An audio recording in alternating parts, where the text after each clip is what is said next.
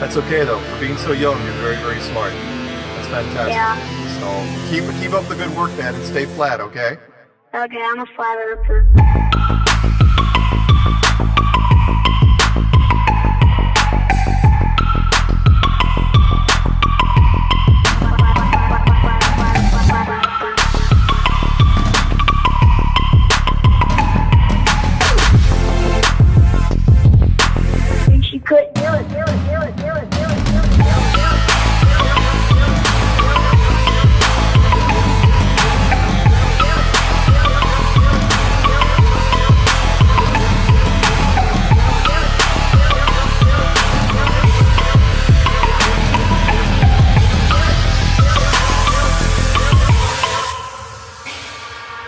I'm a flat earther, flat earther, flat earther, flat earther, flat earther, flat earther. I'm a flat earther, flat earther, flat earther, flat earther, flat earther, flat earther. I'm a flat earther, flat earther, flat earther, flat earther, flat earther, flat earther. I'm a flat earther, flat earther, flat earther, flat earther, flat earther.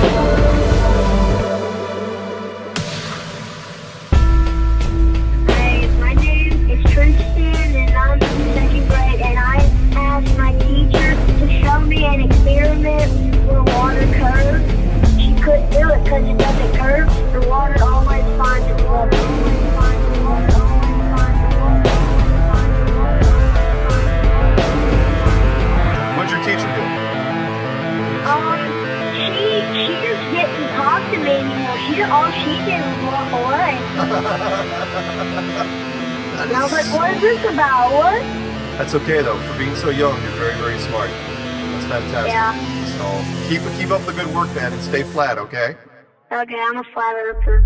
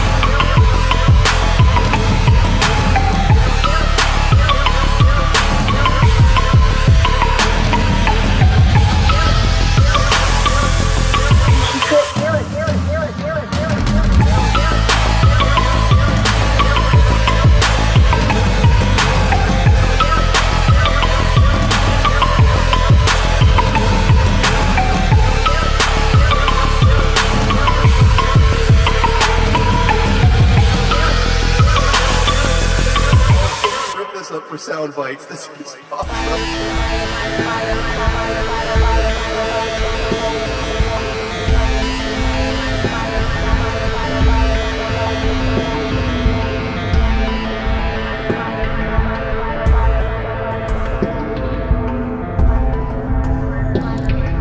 Good day, everyone, and welcome to the first episode of Anti-Religious Scripture Study with Karen B and Just Jack.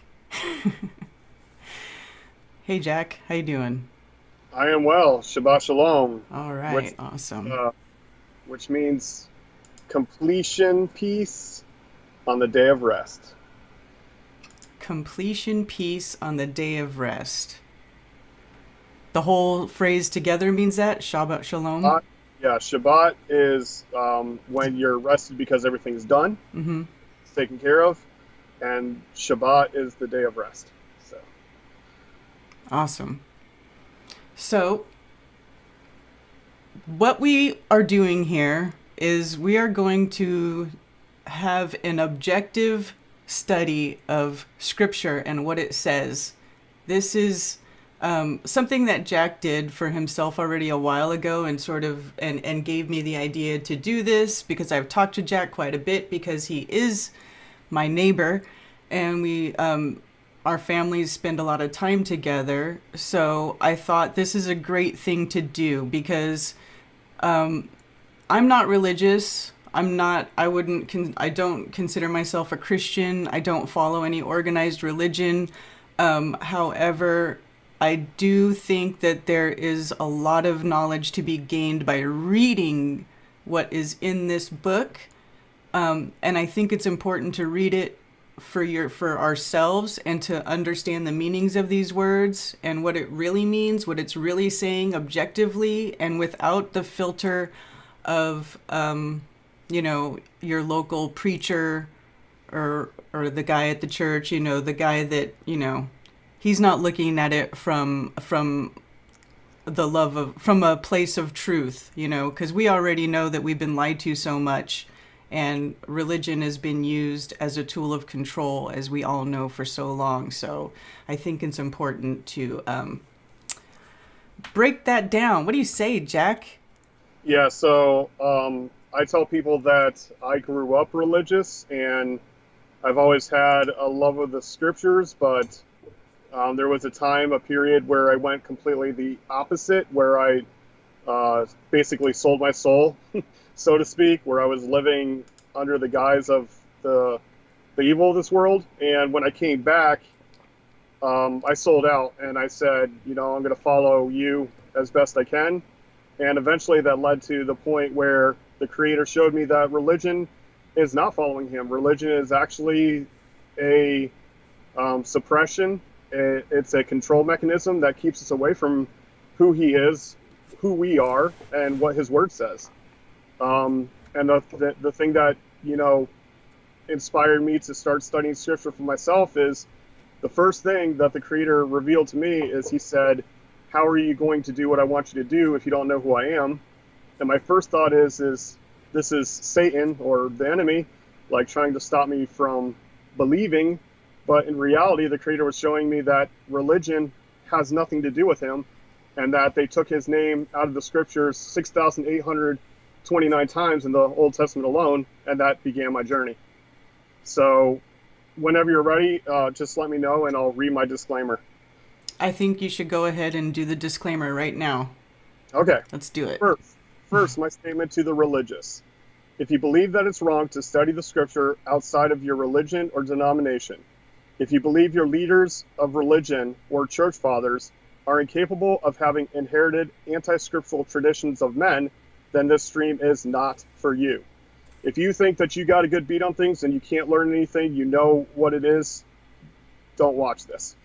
Now to others. If you're open-minded to others' opinions, if you haven't made up your mind about Scripture, if you've been turned off to religion but believe there's truth in Scripture that has been changed or hidden by religion, if you live according to Scripture and like to dig in and discover more, then this is for you. We are looking at Scripture in the original language, using concordances or dictionaries for root words, as well as context from a non-religion perspective, as well as life experience discussion. We are not here to argue theology or doctrine by the traditions of men, including Catholicism, Christianity, or Judaism. We will be discussing the importance of origins and show the religious contradictions to Scripture. There you go. Excellent. All right. So, I don't know. I'll kill the camera just in case, I don't want any hiccups in the stream speed and whatnot. So, Okay. I'll go ahead and keep my camera on. I don't care. Okay.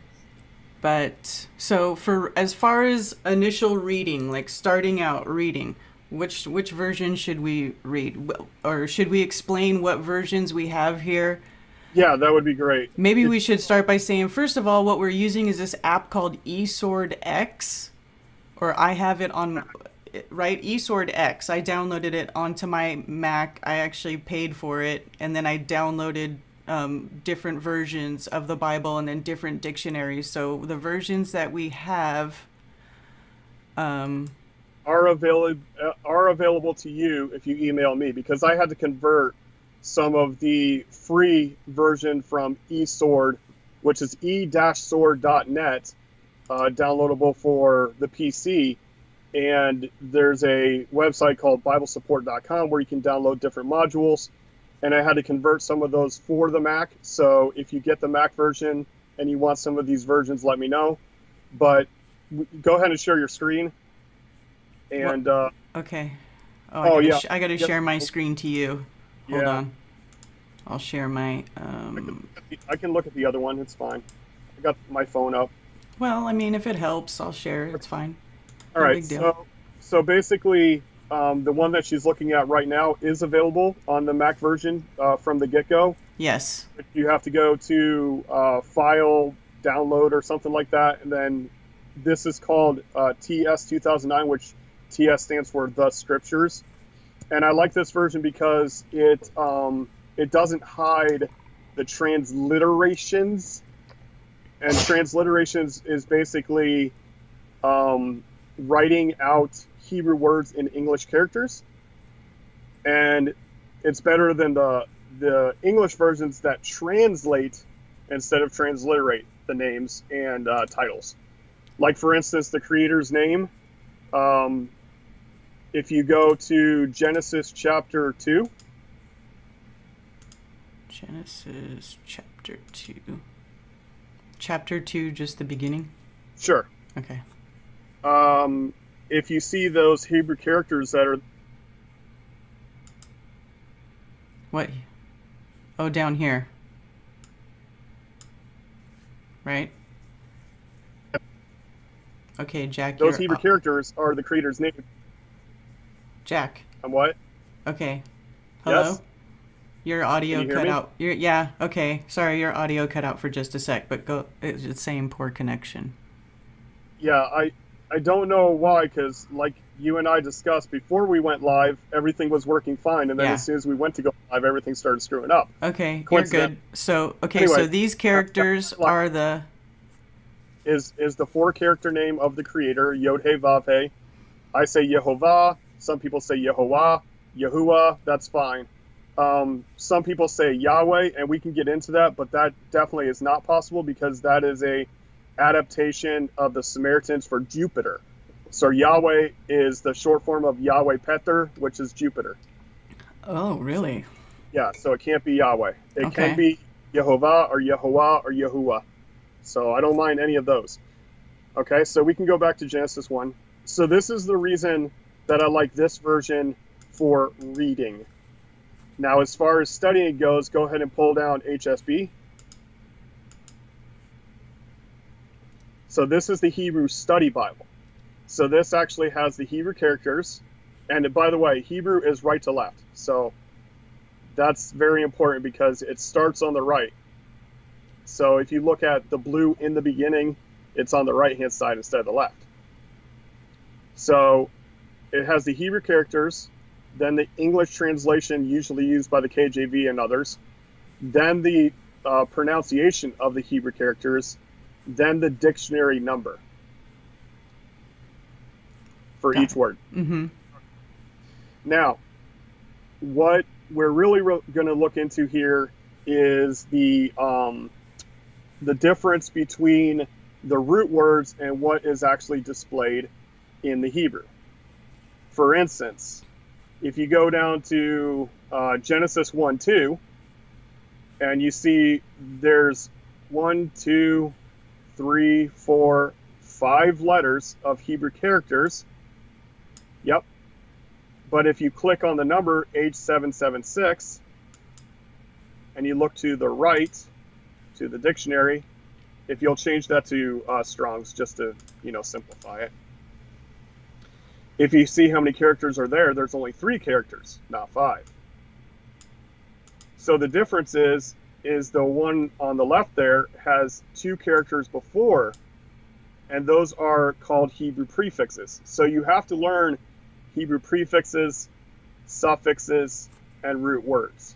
But we're going to be focusing on the root words. I can throw in the prefixes and suffixes as I have them, because I've already looked into it and stuff. But if you look in the blue to the left of that word, it says "and the earth." So "and the" is actually a correct. They don't always do it correctly, but that is a correct translation of the first 2 letters. That the vav is and the hey is the. So it's "and the arets." All right? All right. So we can start with Genesis 1. And I'm actually going to screw you up already. I'm going to have to share screen because this first one, I had a problem with in the beginning. And the main reason being is because this is not a story of the beginning. This is a story of creation. And I don't know if you understand what I mean by that, the difference between the two. But basically, it's in the beginning was Elohim. So before him, there was no creation. There was nothing to call creation. Mm-hmm. So if you did I share screen yet? Sorry. Nope. Yes, that would help. Yep. All right. Start sharing. All right. So now I think you can see the screen.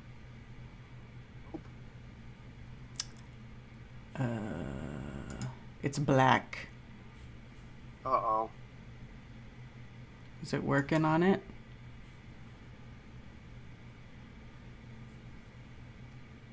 If I maximize it, you'll see it. There we go. Okay. All right. That's why.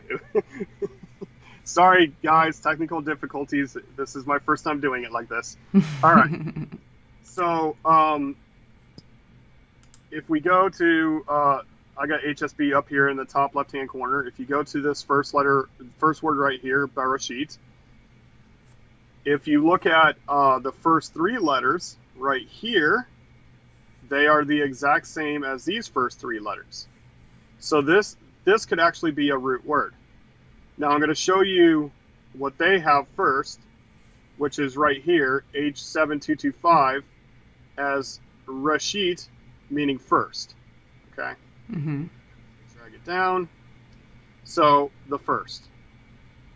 In place or time or order or rank, it's first. Mm-hmm. So the bet being in, and then this being first, okay, that works. But this is not a root word. The root word here is resh, which means head. And that's how they can get to first. So it'll say from the same, if you can see this highlighted right here, if I click on this dictionary, it'll actually say that it's from the root resh, which is what you need to do. When you're studying scripture, you need to get to the root. So you need to go, if it says from this number, then you need to go that one more level down. If it says from that number, go one more level down until you find the actual root of the word. So it says from an unused root, which is funny. I love when they say unused root when they're actually using it as a reference for the root. Apparently meaning to shake as the head. But if you go over to using the same letters, you can see that this is the same root, and it says it's Chaldee, which is Babylonian, meaning the head.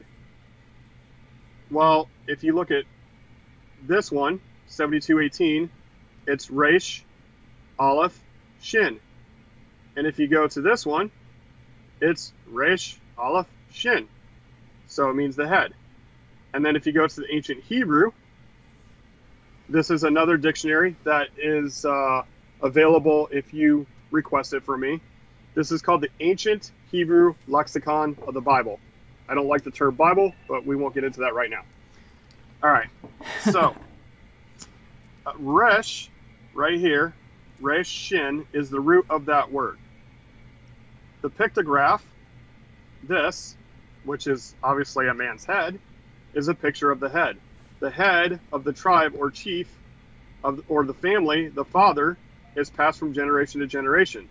The head grants permission to the betrothal of his daughters and determines inheritor of the tribe or family.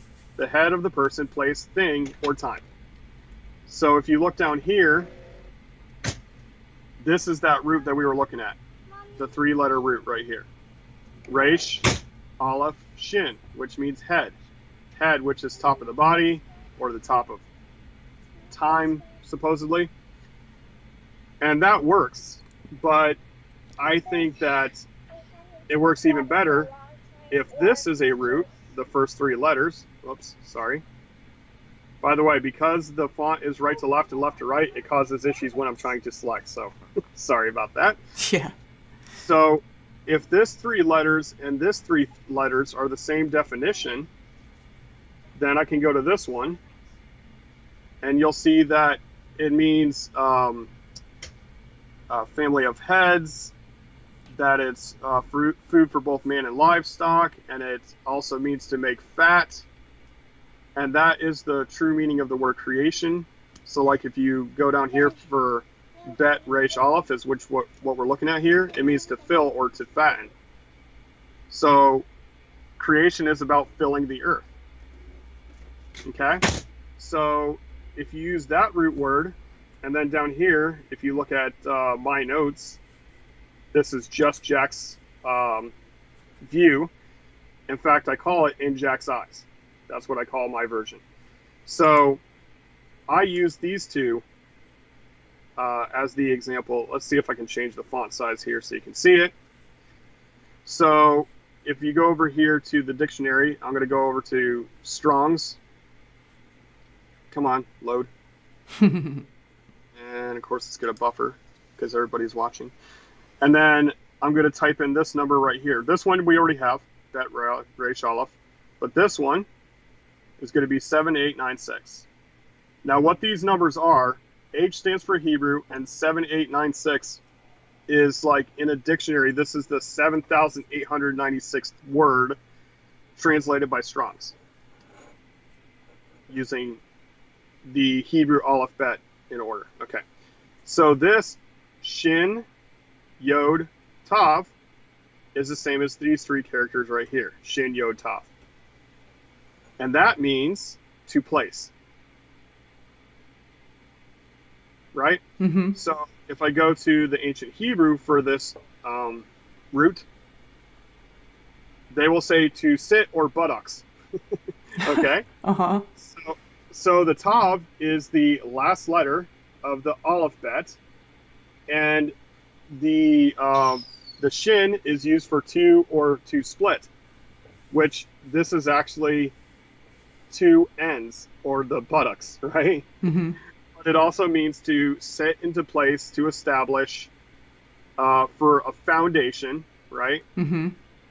So this is how I translated Bereshit, the first word, instead of in the beginning to creation establishment. Creation establishment. Yeah. Now, I like that. It doesn't have a shun or a ment on it, which is why I have these in parentheses.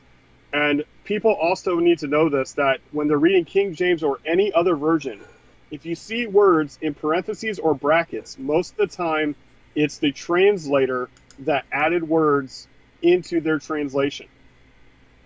And they don't let you know this ahead of time. Now, back in the day, when you got a Bible, you could read the introduction to the Bible, and they would tell you if stuff is italicized, it means this.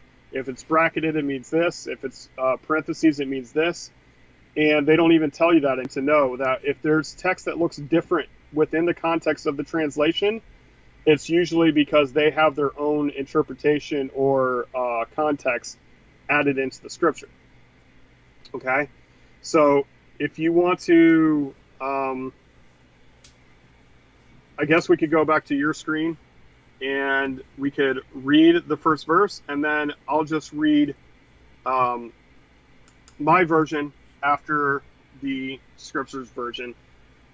Okay. And then if anything like jumps out at you that you want me to go deeper into to show how I got what I got, then we can do that.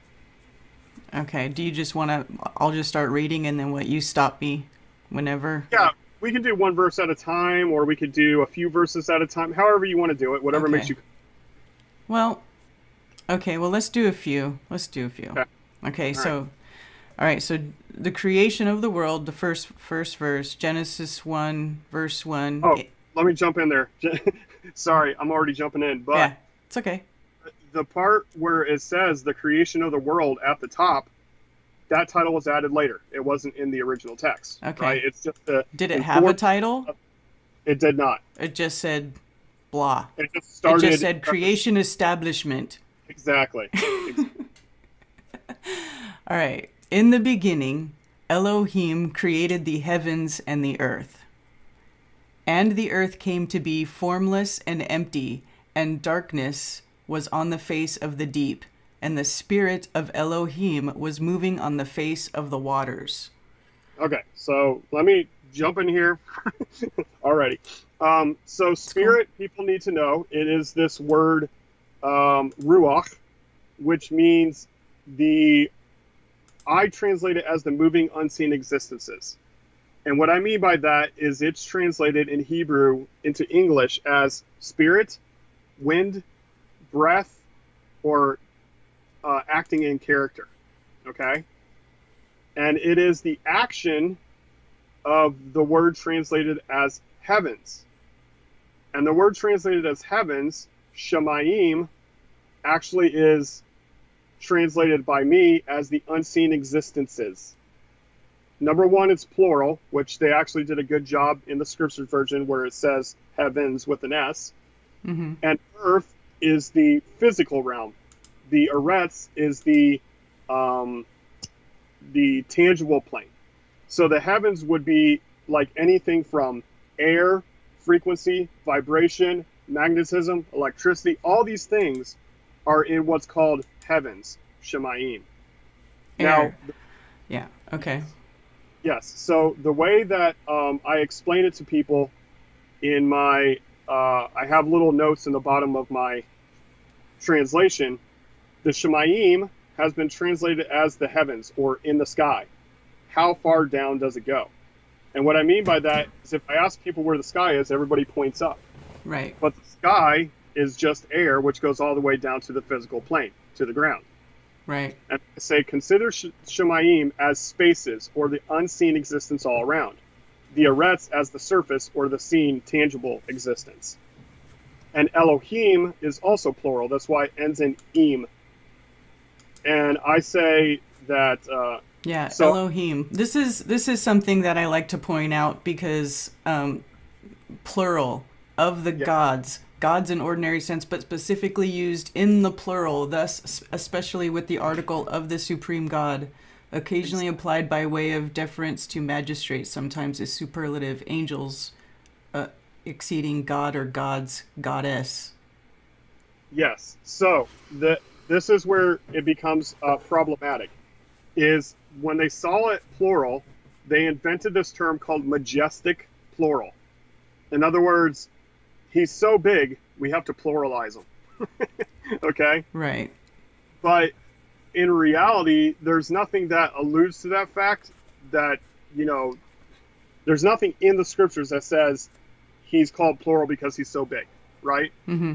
And as far as Elohim goes, Elohim can be used as mighty ones, whether referring to physical or, etheric, either one.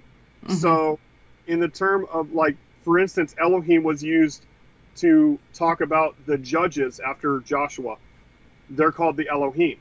So Elohim can be mighty men just as much as mighty other deities. So what I put for Elohim is Elohim may be a collective consciousness of righteousness of Yehovah, that's the creator, eternally existing as one, echad, rather than the previously explained majestic plural. And then I put Elohim created many Shemayim, and outer space is never spoken of. Right. So there's my little flat earth plug, in my translation. Mm-hmm. And it was these notes, just to let everybody know, I did not create this version for other people. This was my own journey of trying to read the scriptures without a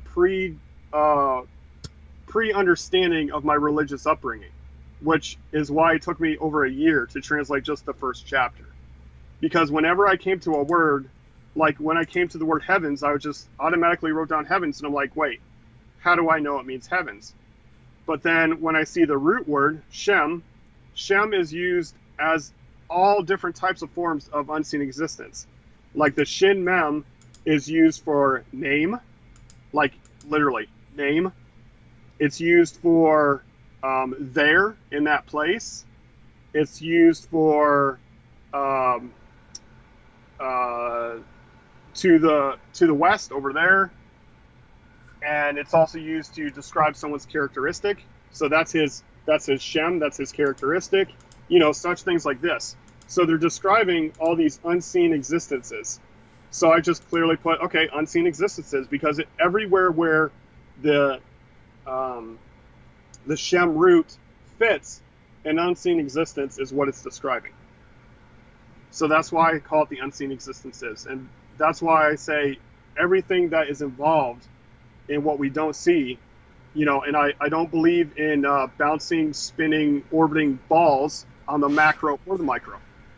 So when people talk about magnetism, yes, they can describe what magnetism does, and it's always consistent and it's very powerful. Mm-hmm.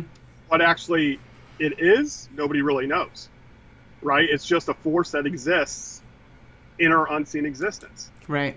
Thing with electricity. The only time that you see electricity is when you condense it into a small area, then you will see arcing, which is why electricity is a metaphysical entity, because it's unseen, but then you can condense it to be seen.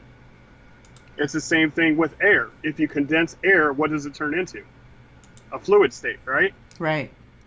So, all these things, the Shemayim is the unseen existences, but if you compress the Shemayim, it becomes physical, which is very interesting, right? That is interesting. So that has a lot more, it has a deeper understanding than just saying created the heavens and the earth. People think heaven is a place that you go when you die, right? Mm-hmm. That's been explained in religion, but that's not how it's explained in Scripture. In the case of the New Testament guy, who some call Jesus, his real name's Yeshua, he said the kingdom of heaven is at hand and the kingdom of heaven is in you. And every time you breathe, you're breathing in heaven and you're breathing out heaven. Right. Okay. So Awesome. deep is another one that gets pretty interesting. And which one is that? Deep. Where It am says the darkness deep. was over the face of the deep. That word deep is tahom. Now, home is a chaotic sound.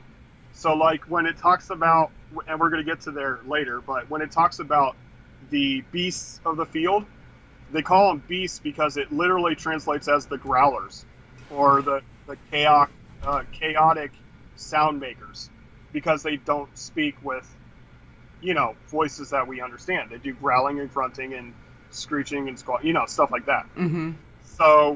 So Tahom actually is, it appears to be, if I can extrapolate from the different incidences it shows up throughout Scripture, it appears to be a controlled chaotic element, and its location is hard to tell. Like, if you read it this way, the spirit of Elohim going over the face of the deep, the darkness over the face of the deep, but the spirit of the Elohim moving over the face of the waters, when it's separated waters from waters, we don't really know where that quote-unquote deep is. And I assume that it's the waters above, because there's verses like in Psalms where it talks about the Tahom and it's talking about the windows of heaven opening up from the Tehom. Well, that would be above, wouldn't it? Yeah. So, I mean, this may be that very dense, fluid state that's in the sky, maybe, possibly. I'm extrapolating because I've never tested it. You know, I don't know what's up there. But it seems to be that, you know, if you look at the sky, it is a controlled chaos. It's a ever-moving, but it seems like it's a frequency generating, you know, light emitting, but it's also controlled. Cool? Right. Cool. All right. So now we're on to verse 3. All right. And Elohim said, "Let light come to be," and light came to be. And Elohim saw the light, that it was good, and Elohim separated the light from the darkness. And Elohim called the light day, and the darkness he called night. And there came to be evening, and there came to be morning one day. Okay. So now we're going to have this whole... All right. First of all, light is the word or, which is a cool word, or. But come to be is like the English way of dragging one word out to be 3 words, okay? It actually is, like I use the word exist, because past, present, future, exist is exist, okay? So it actually says in the Hebrew, which I guess you could pull that up. You have it up here. Okay. I gotta look at your screen now. Okay. So it says Vahi or. So that's on the bottom line underneath Gen 1:3. Vahi. Yep. Vahi means exist, and or means light. Okay. So Vahi or. So I say light exists, and light exists. Now, why isn't it exist light? Because in Hebrew, it's kind of like Spanish, where their sentences are built different than ours. Do you understand what I mean by that? Mm-hmm. Like they'll have their verb at the end of a sentence, where we have the verb in the middle of a sentence. Right. So the he or is exist light, but we would say light exists. You know, just because that's the way we talk. And so if you look at the next verse, Elohim saw the light and saw that it was good. Well, that word is tov. And if you go to the number after good and click the number, which is the 2896, down 1. Here we go. Okay. Yep. Click that one and pull it up. And you already have ancient Hebrew open. Mm-hmm. So the pictographic is a basket used to contain or surround something. And that's a tent. Floor plan is a tent or a house. Combine these means surround the house. The house is surrounded by grace, beauty, love, health, prosperity, something that is functional. So whenever you see the word good in Hebrew, it literally means functions. Okay, so it's function. Ah. So the difference between good and evil is functional and dysfunctional. I love that. Okay? Yeah. So if something evil, that means it's not functioning the way that it was created to be. It's not doing its job. It's dysfunctional. That totally makes sense. Yes. So I could mention some evil things that are dysfunctional, but I don't want to trigger people. Okay? Right. But there are things where if the Creator gave us instructions on how to live a longer, happier, more prosperous life, He's saying, okay, I'm the one who made everything. This is how you use these things. If you don't use them that way, they may work for you, but they're not going to work in the way that I created them to work. Right? Right. And that includes the individual. If He created you to do some kind of purpose and you're not walking in that purpose, then you're dysfunctional. You're outside of what He intended you to be. Right. And we have that choice. Right. Right. So let's go back to, let's see, Okay, so in the end of 1:4, it says Elohim separated the light from the darkness. Now that's important because it's not it's not just a distinction, it's a literal separation. Light has one purpose, darkness has another, right? Right. It's not, darkness is not the absence of light, even though that's how we would explain it scientifically, Mm-hmm. right? Right. But darkness and light can coexist. And what I mean by that is like dawn and dusk are coexisting lightness and darkness, Mm-hmm. right? So you have the darkness coming in and the light leaving, you know. Right. So Genesis 1:5, Elohim called the light day. No, he did not. And what I mean by that is if it says Elohim called, if I say I call you Bobby because I translate Karen into Bobby, that's not true. Right. You have a term, you have a name, you have a function as Karen. So if he called it something, why would we translate it instead of transliterate it? So go back to the HSB and go down to, actually go to HSB 4, I think. Sorry. Nope, 5. I always get those confused. I'm sorry. All right.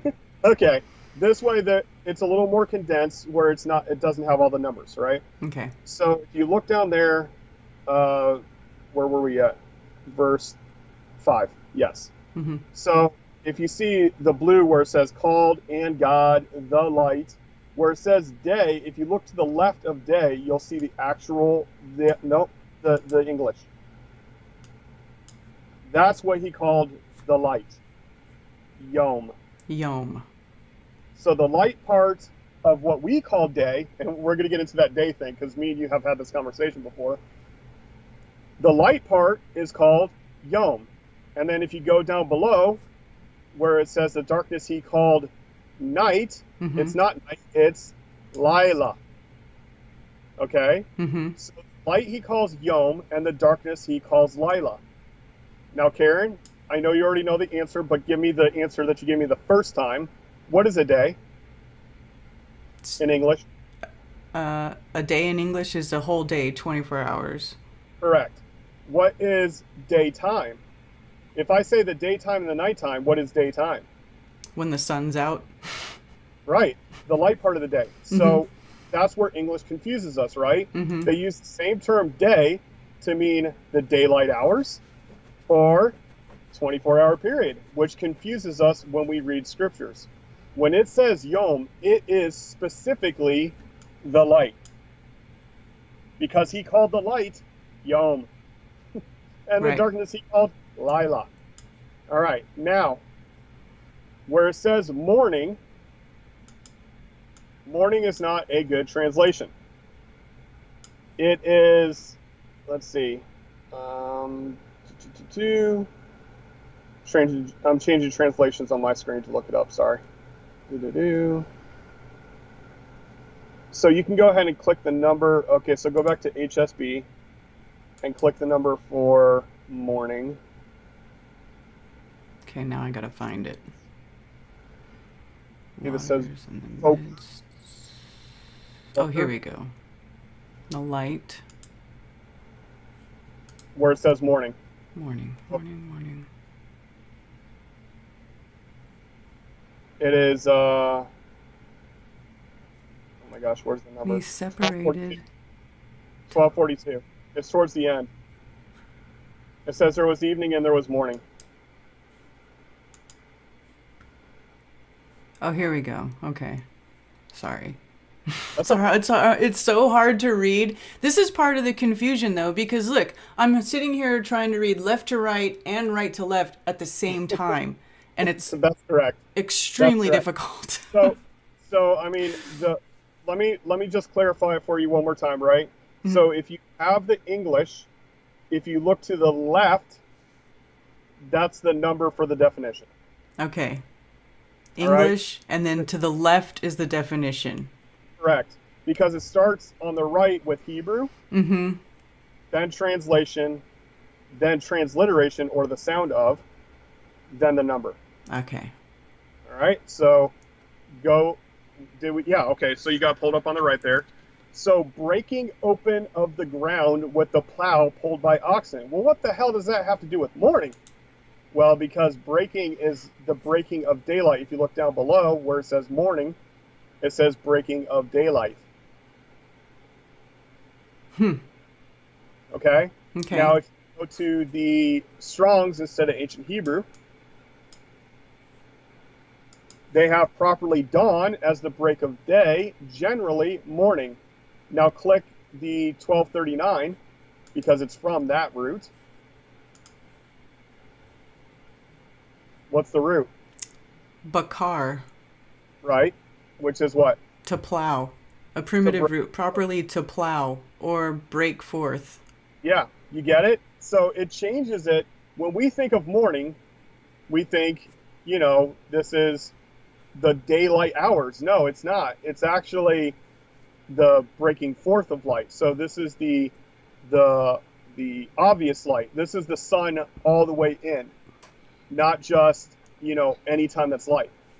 Go to DBD now, or the other dictionary, Brown Driver Briggs or whatever it is. Yep. Mm-hmm. And then you'll see it's to seek, to inquire, to consider, to reflect. So this is seen light. Okay, the seen breaking forth light. Mm-hmm. That's what it literally means, which is different than morning, because morning we think of the first couple hours after dawn, right? But it's the seen, it's the light that you seek, or the light that reflects, right? So this is seen light. This is not just a couple hours after dawn. Now we're going to go back to a rev, which is in the evening, in 1.5. Go to the left. Evening. Yep. Okay, now there's some interesting things here because it says evening, night, and sunset. Let's go to the Strongs.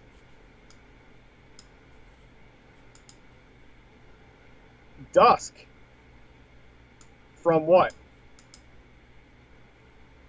From 6150. Yeah.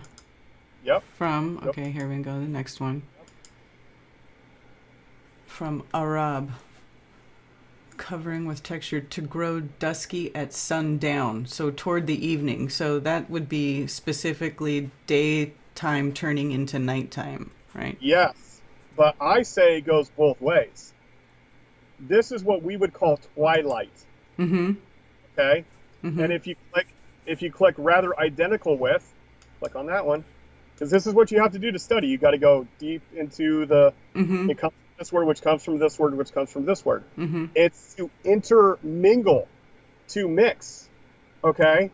So this is the time of the day where darkness is mixed with light. Ah. Not only is it dusk or sunset, it could also be dawn. Okay? Mm-hmm. Go to 1.5 again. 1.5. Yeah, click on Genesis 1.5. Click the green on the right-hand side. There you go. Now change it to the Scriptures version because it'll keep the verse highlighted now, so you know where you're at. Mm-hmm. Now, I'm going to read this again the way that I interpret it, okay? Okay.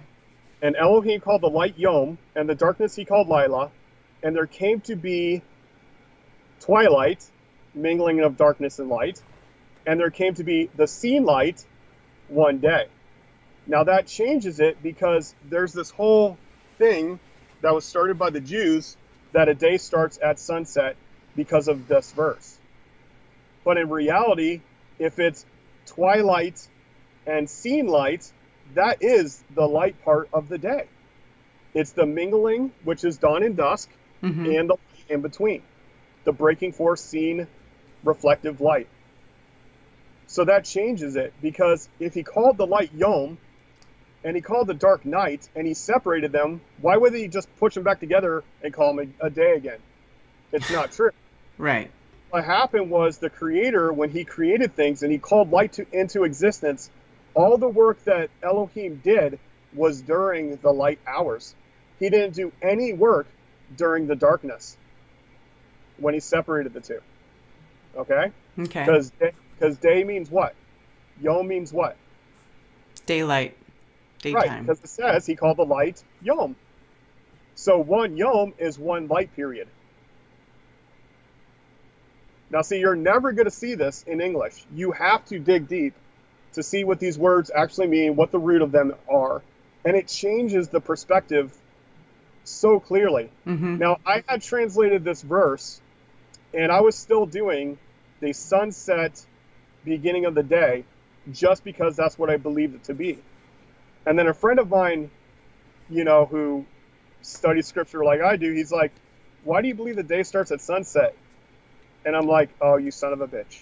Because I knew what he was doing. He's like, why do you believe this, right? Mm-hmm. Where's your evidence for that? He didn't have to say all that. He just says, why do you start the day at sunset?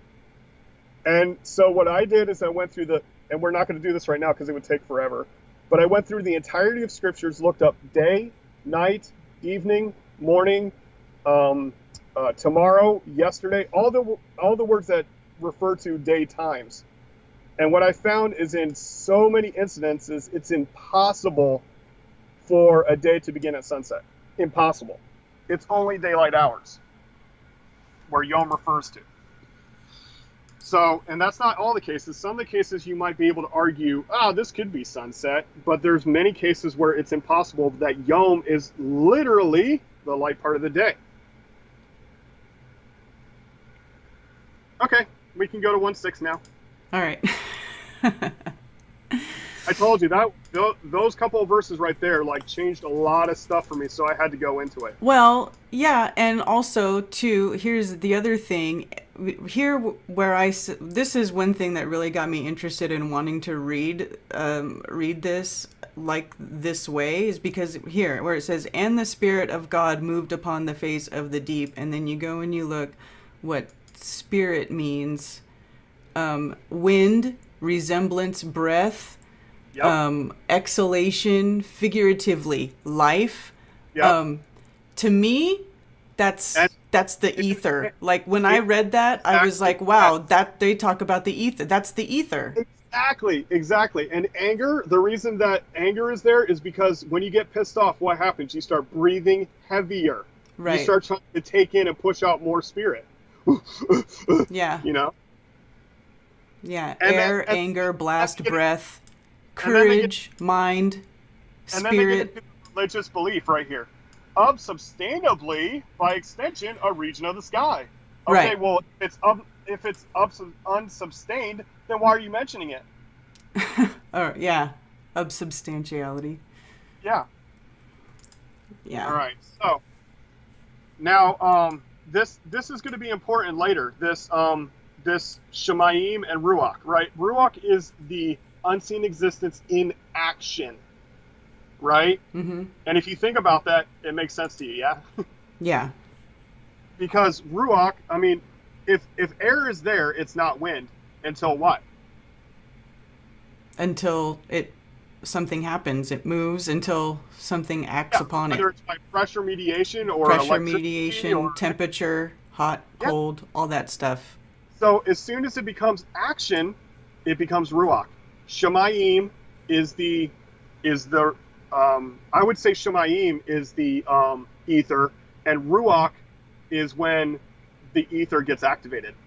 You Is understand? when there are field perturbations Yes. In the Okay. Shemayim, yes. in the So Shemayim. Okay. whenever people say ether now, I say, oh, you mean Shemayim. You know, because that is what the creator called it. So that's what I call it, you know. All right. Now, let me get into a little bit of etheric stuff right now and piss some religious people off. Okay? Yeah, buddy. So if people say that when you die, you become eternal, yeah, people Mhm. say that in the Christian faith, right? They become eternal. What does eternity mean? Does eternity mean from now on? Or does it mean always has been, always will be? Because what I believe is that when you become collectively conscious with Elohim, which is the collection known as Yehovah, then you could be part of that quote-unquote Elohim spoken of in Genesis 1. In other words, you could be part of that build in the beginning, in the future tense. Mm-hmm. Because because when you're not in the future tense, but in the non-time tense, right? Right. Because in the spiritual realm, you're not bounded by time. Time is something that we observe here in the physical realm. Right. Time is a unit of measure that man has put on whatever. Right. On the other side, though, I say that when you become eternal with Yehovah, you won't always exist from then on. You will have always existed. And by extension, if you choose not to get with the Creator, then you cease to exist. And the Creator's name literally means existence. It's a compound word which means that which is, that which was, that which will be. He is existence. Now, some people in different belief systems will say source. Well, source is not that far from existence. And the problem with source is that that was conjured up in the idea that the universe is ever expanding infinitesimal vacuum of nothingness. Where I say all of existence is right here. We're it. We're in it. We're part of it. You know, we're all in existence. We're in the Creator. Mm-hmm. And the Creator is all around. It's in everything. But we have the ability to be dysfunctional within the Creator. Just like parts of our body sometimes become dysfunctional because it's not lining up the way it's supposed to be. So sickness is evil, right? Mm-hmm. Not literally, like not in the way that other people translate it, but it's dysfunctional. Sickness is your body not working the way it's supposed to be. And when I started creating, when I started like learning about all this stuff, and I started trying to use my connection with the Creator and started to communicate with nature, let's say, that there was a friend of mine who had been sick, and there was a typical way that I would pray for somebody who was sick, but the Creator stopped me. And he says, no, don't pray that way, pray this way. And what he told me to say is, Father, help him to be restored the way that you created him to be, right? Mm-hmm. In other words, put him back into function. Right. Right. And that, if you think about it that way, it makes perfect sense, because your body, if it's functioning correctly, will fight off anything that comes against it. Right. Your body has the natural ability to do that. But if you tell yourself, I'm sick, you know, like I'll say I have symptoms, but I won't say I'm sick. Mm-hmm. Because saying you're sick already defeats you as a spirit. Yes. Your spirit comes on a lower frequency, so the sickness can run rampant. You become dysfunctional. You become evil. I hate to say it, but if you're talking negatively about yourself and your functionality, you're causing evil to exist in your body. I agree with that. That's why I started telling people who say these things, you know, oh, this bad stuff's going to happen. I'm like, hey, listen, careful what you manifest, because you know, this is another reason that we think that we can learn from reading this, is that, you know, we were created in the image of the Elohim. And so by that, we are also co-creators in this realm, and exactly. We can speak things into existence, especially as it pertains to the self. Yes. And as far as that goes, when you connect with the Creator, then you have the desire to walk in your function, which it's more effective for you to manifest things, for you to be the co-creator, to say, this is going to be in my function, I need it to happen, and it happens, you know. Also, so we go back to KJV for a moment. Now in here it says God, God, God, God, God, God, God, mm-hmm. right?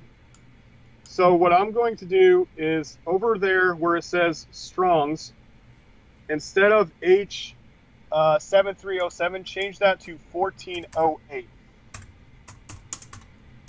Oh, you still got a 7 in there. Yep. There you go. All right. Now, what does that say? It says, God, a variation of H1409, fortune, a Babylonian deity. Okay, now go to 1409.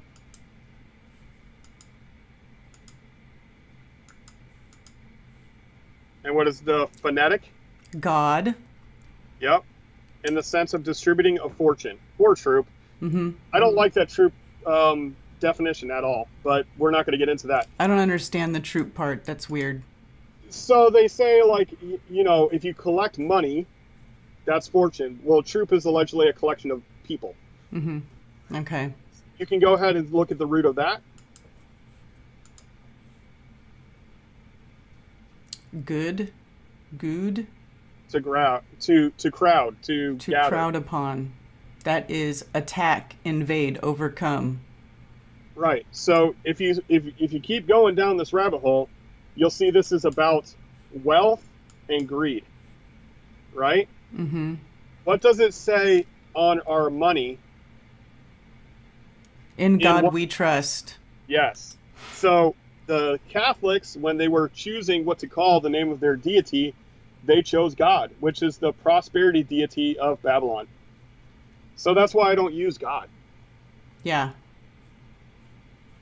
Okay, so let's get back to the Scriptures version. We can start reading from 1:6. Okay.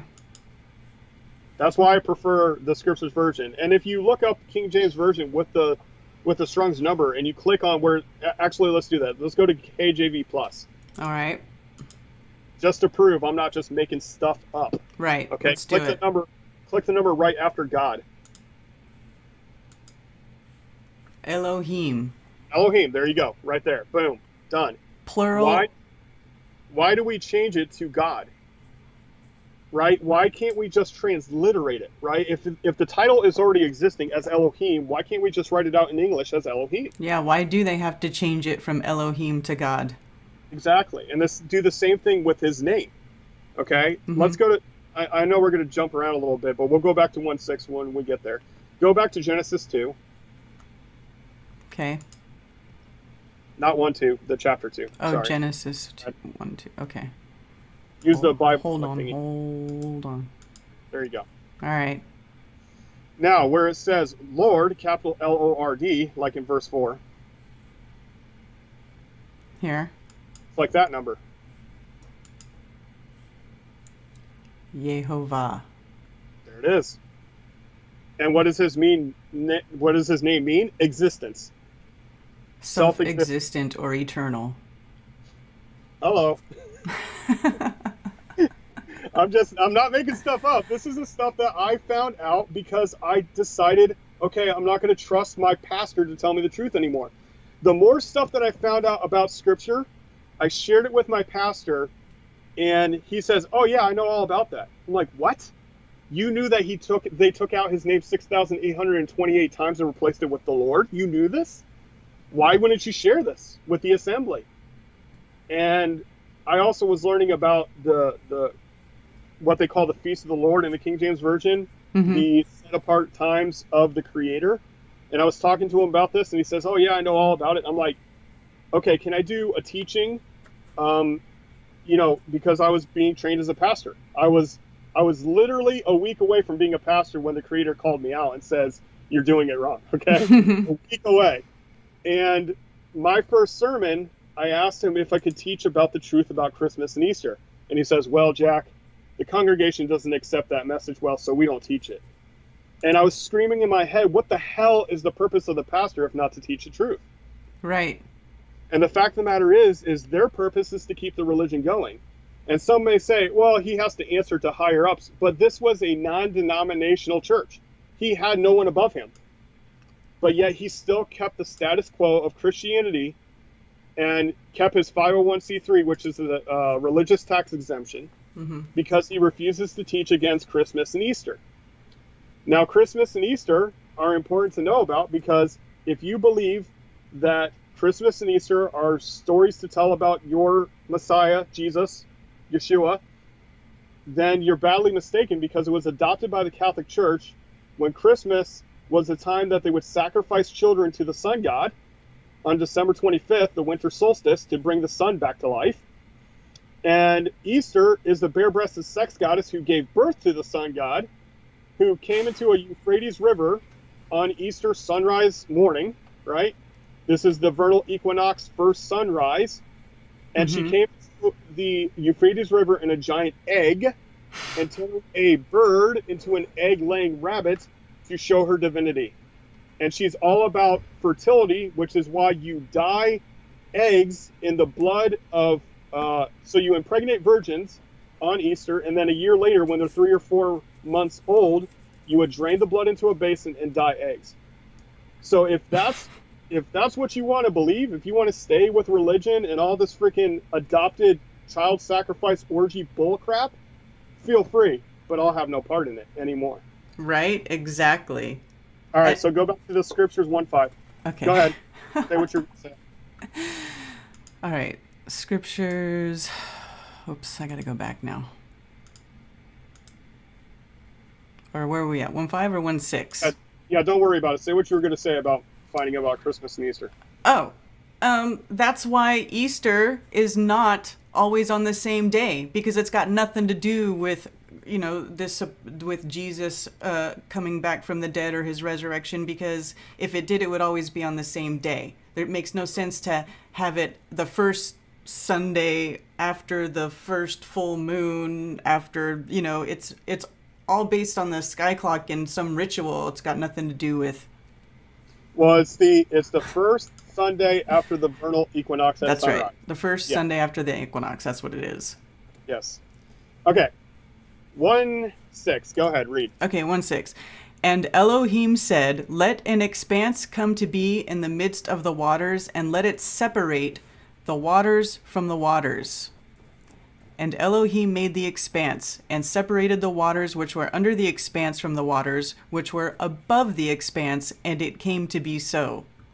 And Elohim called the expanse heavens, and there came to be evening, and there came to be morning the second day." All right. So as you're reading this, in my head, I'm screaming, ah, ah, right? Okay, so expanse is obviously a bad translation, and we Right. know that this is because when the translator, you know, he was going with a new King James Version where... So that's in place of the firmament, the word the firmament, right? And the reason being is because, you know, people had talked about outer space, and so they couldn't agree that there was a hard ceiling, so they had to invent this term expanse. But what is expanse? Go ahead, read it. Properly expanse, that is the firmament, or... So right there, it starts wrong by saying properly an expanse. I'm saying bullshit. Yeah. Go ahead. But the firmament, or apparently visible arch of the sky. Okay, now go to DBD. Extended surface, solid expanse, firmament. Extended surface solid. Right. Oh, okay, keep going. Expanse, flat as base or support, or firmament, of vault of heaven supporting waters above. Keep going. Considered by Hebrews as solid and supporting waters above. Man, good job, BDB. You did way better than Strong's. Okay, go to Ancient Hebrew now. All right. Oh, that changes things. Keep going. Yeah. Okay. So hammer or sheet, the pounding of metals such as gold with a hammer to flatten it out for a metal sheet. Hammer, to beat with a hammer or flatten out. Spread, stamp, stretch, beat, broad. Yep. As hammered out flat, as hammered out flat. Wait a second. Wait a second. How do you hammer out an expanse? Okay? Mm-hmm. You can't hammer out an expanse. So if you go back to Strong's and then click the root.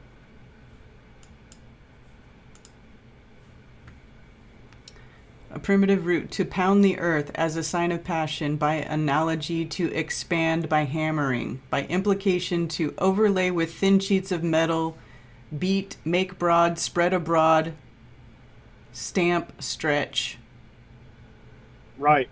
So here we're talking about beating it out, right? Beating the ground, beating it out, Mm-hmm. right? Go to the BDB of that same number. Okay, to beat, stamp, beat out, spread out, stretch. One who beats out. It's just saying all the same stuff, right? To beat To out, overlay. To overlay. overlay. Yeah, so this term is what they used to do, like the pieces of the plate armor is called rakia as well. Mm-hmm. Or raka, but it's the same root. So what this is it's a beaten out overlay. So I translate it as beaten out overlay, right? Or hammered out, or, flattened out. It's the same thing. It's like, it has nothing to do with an expanse. It makes no sense as an expanse. Right. All right, go back to Scripture's version again. Sorry, we're going back and forth, but you miss things if you don't see it in both sides, Right. That's why we're doing it this way, because you have to go back and forth and see where, because these tiny little changes is where the deceptions come from, where the confusion comes from. Exactly. So where it says, and it came to be so, that word so is affirmative or yes, okay? Mm-hmm. Not just so, but affirmative or yes. In verse 1:8, it says, he called the expanse heavens. Okay, so we already know expanse is not expanse, it's rakia, firmament, beat overlay. Mm-hmm. But it says he called the expanse heavens. I'm calling BS again. Because what is heavens is the unseen existences, right? The Shemayim. Right. Well, that doesn't make sense if the firmament is the Shemayim. So now we have to look at Hebrew. So go to HSB. But it says right there, they called rakia heavens. No, sorry. Now, if you look at where it says the firmament, if you look at the definition, the letters that are the word is the resh, kof, yod, ayin, but not the first letter, right? The first letter is a prefix. Guess what that prefix is? Unto. Unto. Or in this case, up to. Up to. Okay. It's the word to. It's to or toward something. Okay. Okay. Now go back to Scripture's version. And remember, the word to has been taken out. And he called the beaten out overlay. No, he called up to the beaten out overlay heavens. He didn't call the beaten out overlay heavens. He called up to the beaten out overlay heavens. So because from where we are up to the expanse, exactly. up to the firmament is firmament, yes, not expanse. Humbug. Right. I know in their terms. Okay, so now go to 1:9. Go ahead. Okay. And Elohim said, let the waters under the heavens be gathered together into one place, and let the dry land appear, and it came to be so. Got to stop already. All right. Okay. Go to KJV Plus. All right. Okay. So if you look at where it says dry land, is there something weird there? Yeah, land is in italics. Uh-huh. And where's the number for land? Is this it right here? Oh, that's dry. That's dry. So there's no number for land. Exactly, because that word does not exist in the Hebrew at all. There is a word for land, but there is no word land in this verse. So why does that matter? It will matter when we get up to another verse. But here's an exact representation of what I was talking about. If you see anything italicized, quotations, parentheses, anything like that, brackets, you need to look it up. You need to figure out why that's like that. So go to KJV regular, and you'll see it's not just the plus version. Yeah. Here. Yep. Okay, and if you look in the next verse, it's there also. Yes, okay. Now go back to the Scriptures version. See, Scripture should have italicized the stuff that was italicized in KJV. I think they screwed up there. I also think they screwed up by calling it expanse. There is no perfect version out there, people. You're right. There is no perfect version. But this is why we're doing this, so we can teach people how to find out what it really says and means. You have to look at different versions to see, okay, why is there inconsistencies between these two versions? It's because one is looking at it from one perspective, another one's looking at it from another perspective, but then when you read it in Hebrew from the root version, it's a completely different perspective. you have to understand that the Greeks took over as the way to determine things. The Greek way of thinking is by description of adjectives, right? Descriptive words. Mm-hmm. But in Hebrew, all the words are verb, action words. Okay? So, like, if I was to ask you, what is a pencil? Can you tell me about a pencil? You would say, well, it's long, it's yellow, it's got a, rubber eraser on the end, da-da-da-da. But if you were asking a Hebrew what a pencil was, it would be the erasable thing you write with, right? You would describe the action of it, Mm-hmm. not the description of it. So this is the different philosophies between the Greek and the Hebrew, okay? And of course the Greek took over, right? They've been rolling this place for a while, Right. or Roman by extension, but you get. So it says, "Let the waters under the." Okay, so let's go. I'm going to read verse 1:8 again. Don't click it. Elohim called the. Okay, you clicked it. Sorry. That's it. Clicked it. We're done. Game over. Okay, no. Elohim called the expanse heavens. No, Elohim called up to the Rakia Shemayim. Right? If he called it Shemayim, I'm calling it Shemayim. If he called it Rakia, I'm calling it Rakia. Okay? So, right. Word. Now, we can get some context of what Rakia means and what Shemayim means, but yeah. Anyway. And there came to be evening, and there came to be morning, second day. Now, if you remember, evening is twilights, and morning is breaking scene light. Okay? Mm-hmm.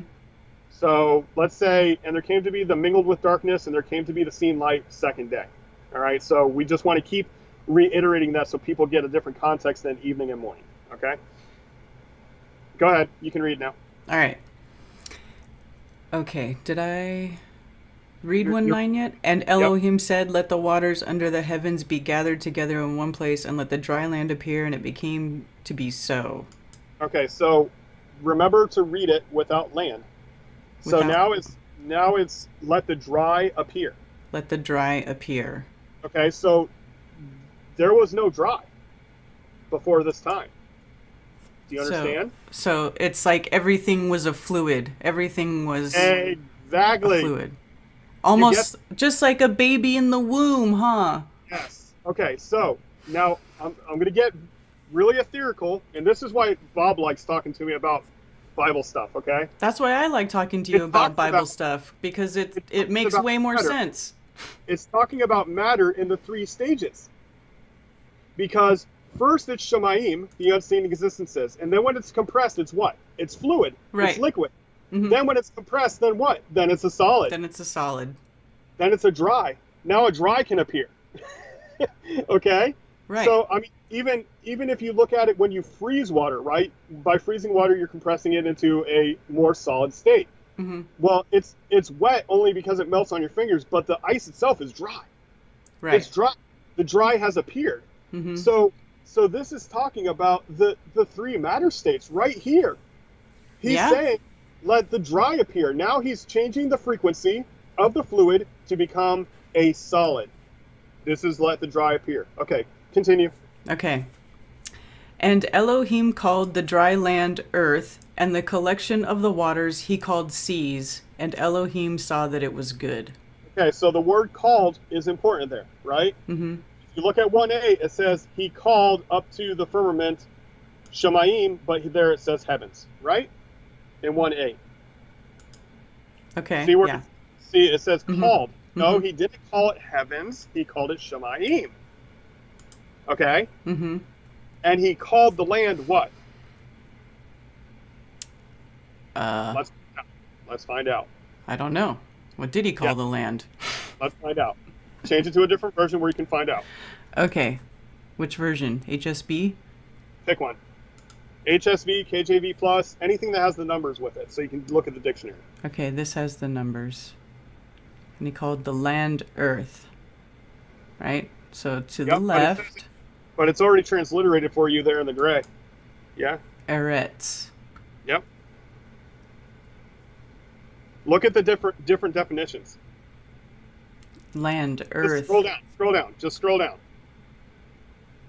All right? Now go to the Strong's version. to be firm, solid, the physical state of solidity. There you Okay? go. Okay. So that's what I'm saying. Like, they'll get into different definitions. Well, they'll talk about a different land, a different earth, a different territory, a different this, a different that. But it's the physical realm, period. Which the physical realm describes earth, the physical realm describes land, the physical realm describes territory, right? This is the physical realm. Right. It's the firmness of what? Well, it was fluid, now it's firm. Yeah. It says it right there, right? Now, again, this is not something that's just going to jump out with you in the scriptures. This is something where you have to dig in and see what it actually says. Okay, so he gathered the waters and called them what? The seas. Oh, not seas. What did he call them? Yam. Yam. And plural, it's yamim. Yamim. I don't So- see that. No, you can't see plural there. No. Okay. But if you look at it in the HSB or anything plural, I mean anything Hebrew, you'll see it says yamim. But Okay. that's what makes it plural, right? Like in Elohim, the Yes, right. the im part. Im and ot. One Okay. is feminine, one is masculine, but I don't get into that because people don't understand what feminine and masculine means either. So that's a whole nother issue. Yeah. Because the creator is neither feminine nor masculine either, which people get freaking cringy about it. Like, dude, like, why would he have to be a male or female? He's spirit. Spirit doesn't need a physical genitalia. I'm just saying, though. Okay? Yeah. Sometimes Yah is in the form of the motherly type, and sometimes he's in the form of the fatherly type. But this depending on goes the back to situation. like the seven hermetic principles of the universe, right? All things have feminine and masculine elements. All Exactly. things.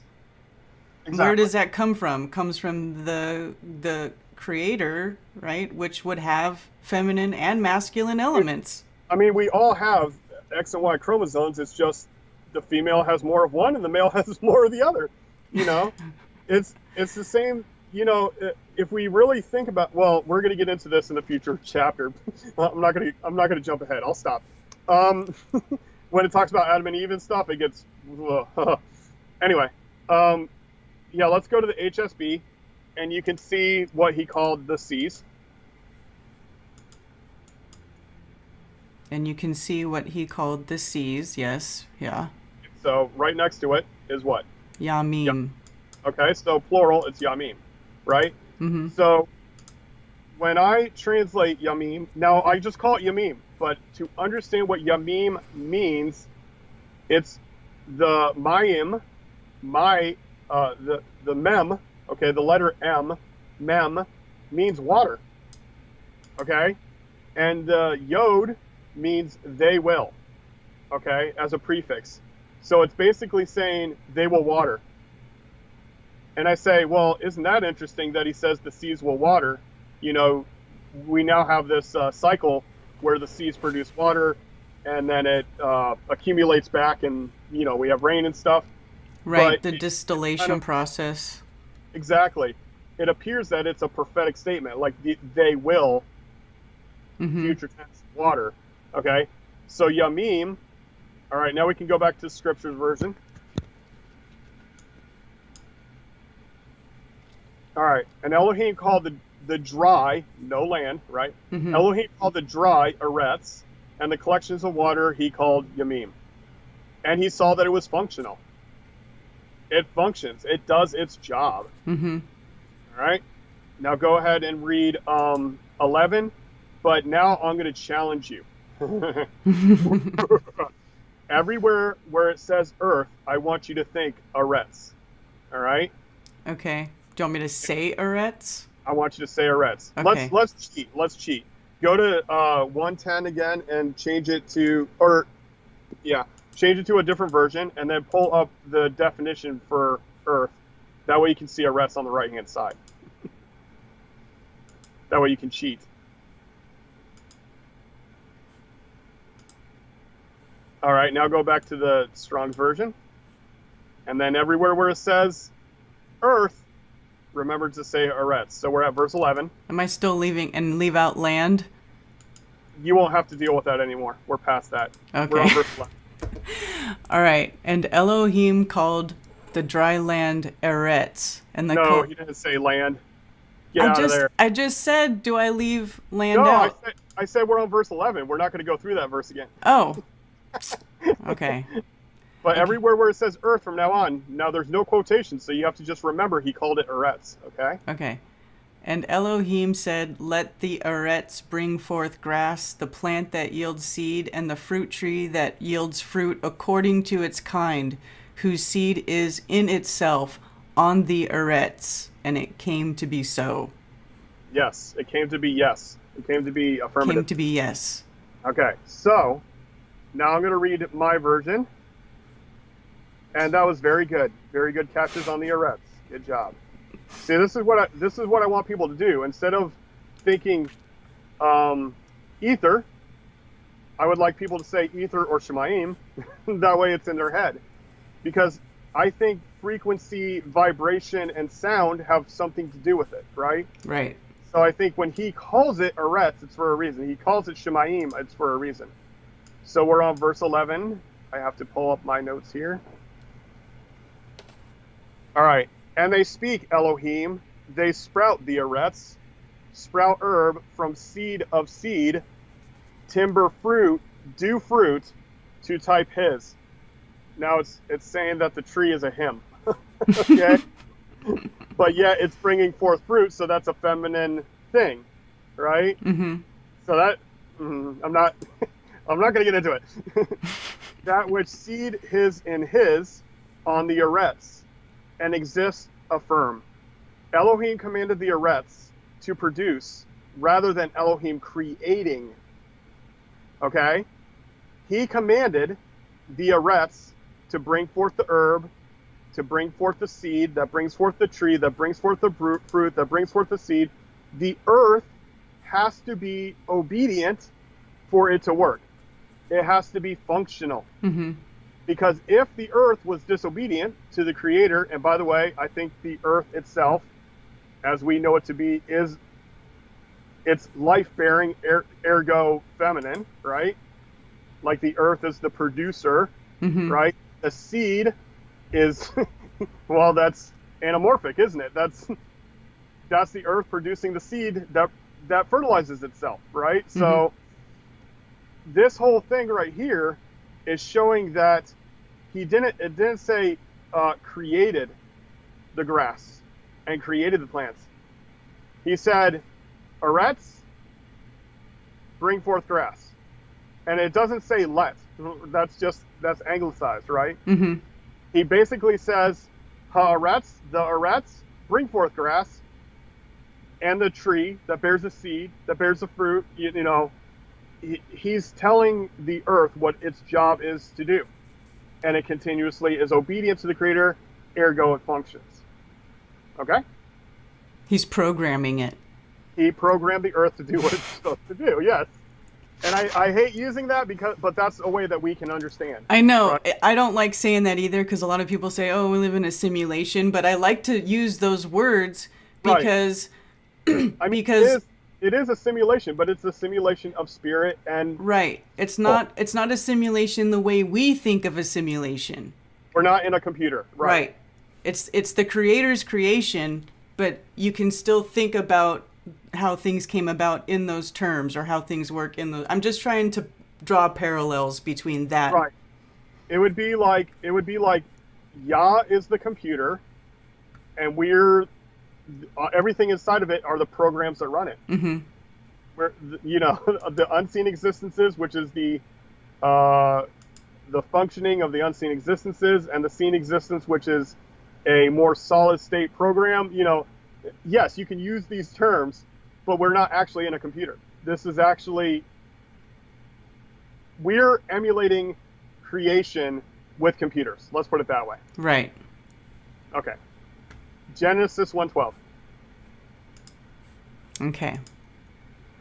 And the Eretz brought forth grass, the plant that yields seed according to its kind, and the tree that yields fruit, whose seed is in itself according to its kind. And Elohim saw that it was good. Functional. Saw Yes. that it was functional.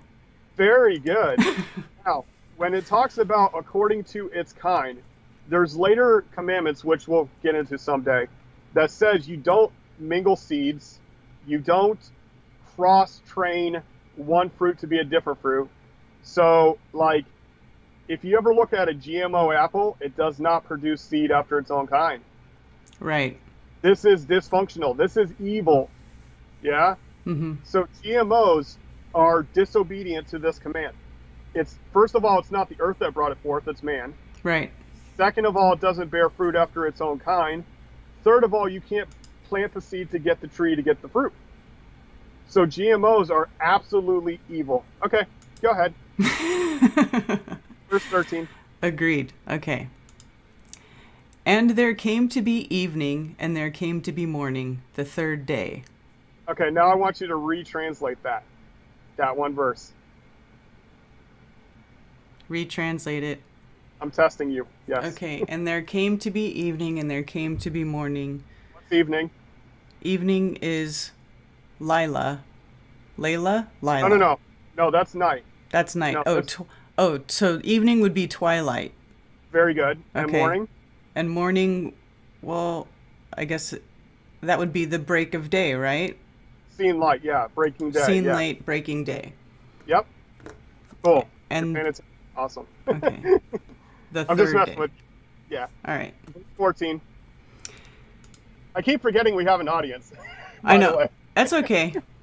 We Look, got me and it's pretty Karen good have- too that we got a lot of people watching, 78 people watching. Cheers, you Yeah. guys. Me and Karen have had these conversations before. So I'm teasing her because we went over this stuff before. So just bear with us. We're just having a conversation and you're just listening in. Yeah. Okay, go ahead. All right. Okay, so, and Elohim said, let the lights come to be in the expanse of the heavens to separate day from the night, and let them be for signs and appointed times and for days and years. And in my head going, I know. So let the lights come to be in the firmament yes, of the heavens. yes.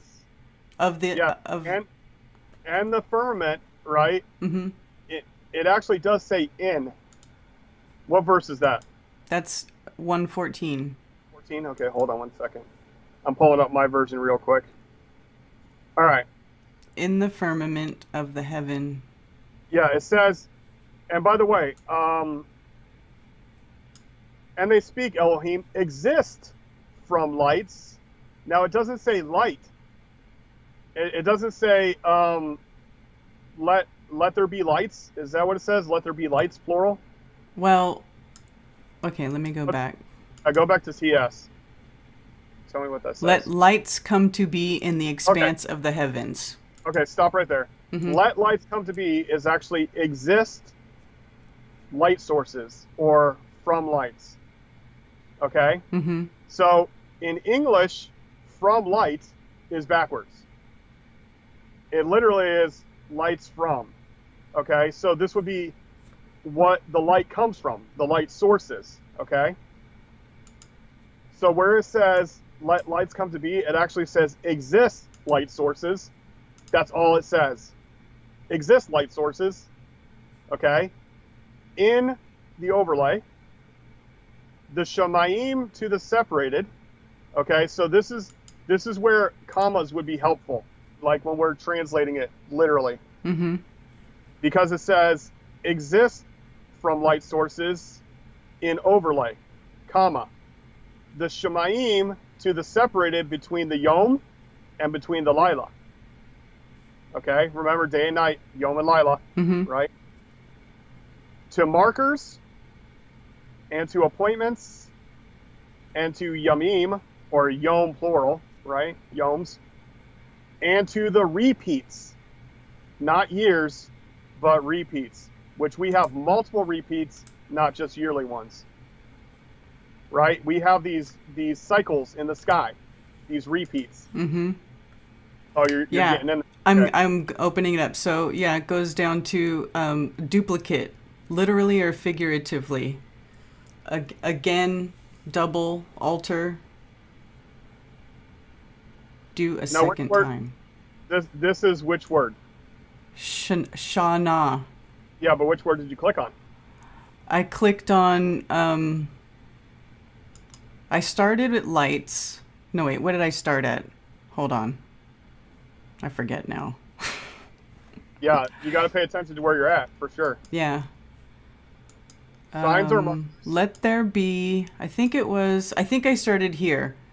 Ha, yeah, okay. Let there be lights to exist. Yep.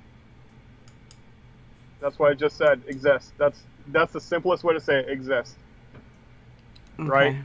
That which breathes. Oh, so you're saying maybe the earth breathes? Yeah, maybe. I'm just saying. Mm-hmm. Everything in existence has its in existence. Everything lives and moves and has its being. That includes stationary objects like rocks. I'm just saying. Oh, I know where I was at. I think I was looking at years. Okay. So Shana as a revolution of time. So go to DBD or BDB or whatever it is. I think it's DBD. BDB. BDB. I always get that messed up. Sorry. Measure time, indication, a lifetime, years of life. Now go to the ancient Hebrew.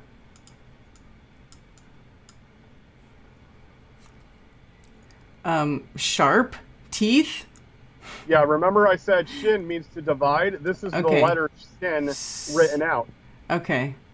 It's a picture of teeth, which means to or to divide, right? If you use your teeth to cut something, it divides it. Right. And it's also a separation of two. Mm-hmm. And the other one, noon, is a seed. Look at that picture of a seed and tell me what that looks like to you. Think about man's seed. Yeah, it does. It looks like a little sperm.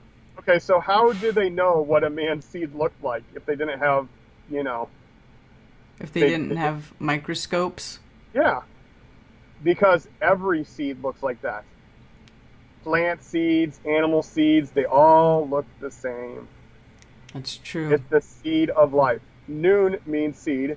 So separation of the seed, okay, or teeth continue. Mm-hmm. Why does it continue? Because seeds reproduce after its own kind, which will produce seeds that reproduce after its own kind, and so on. Mm-hmm. All right?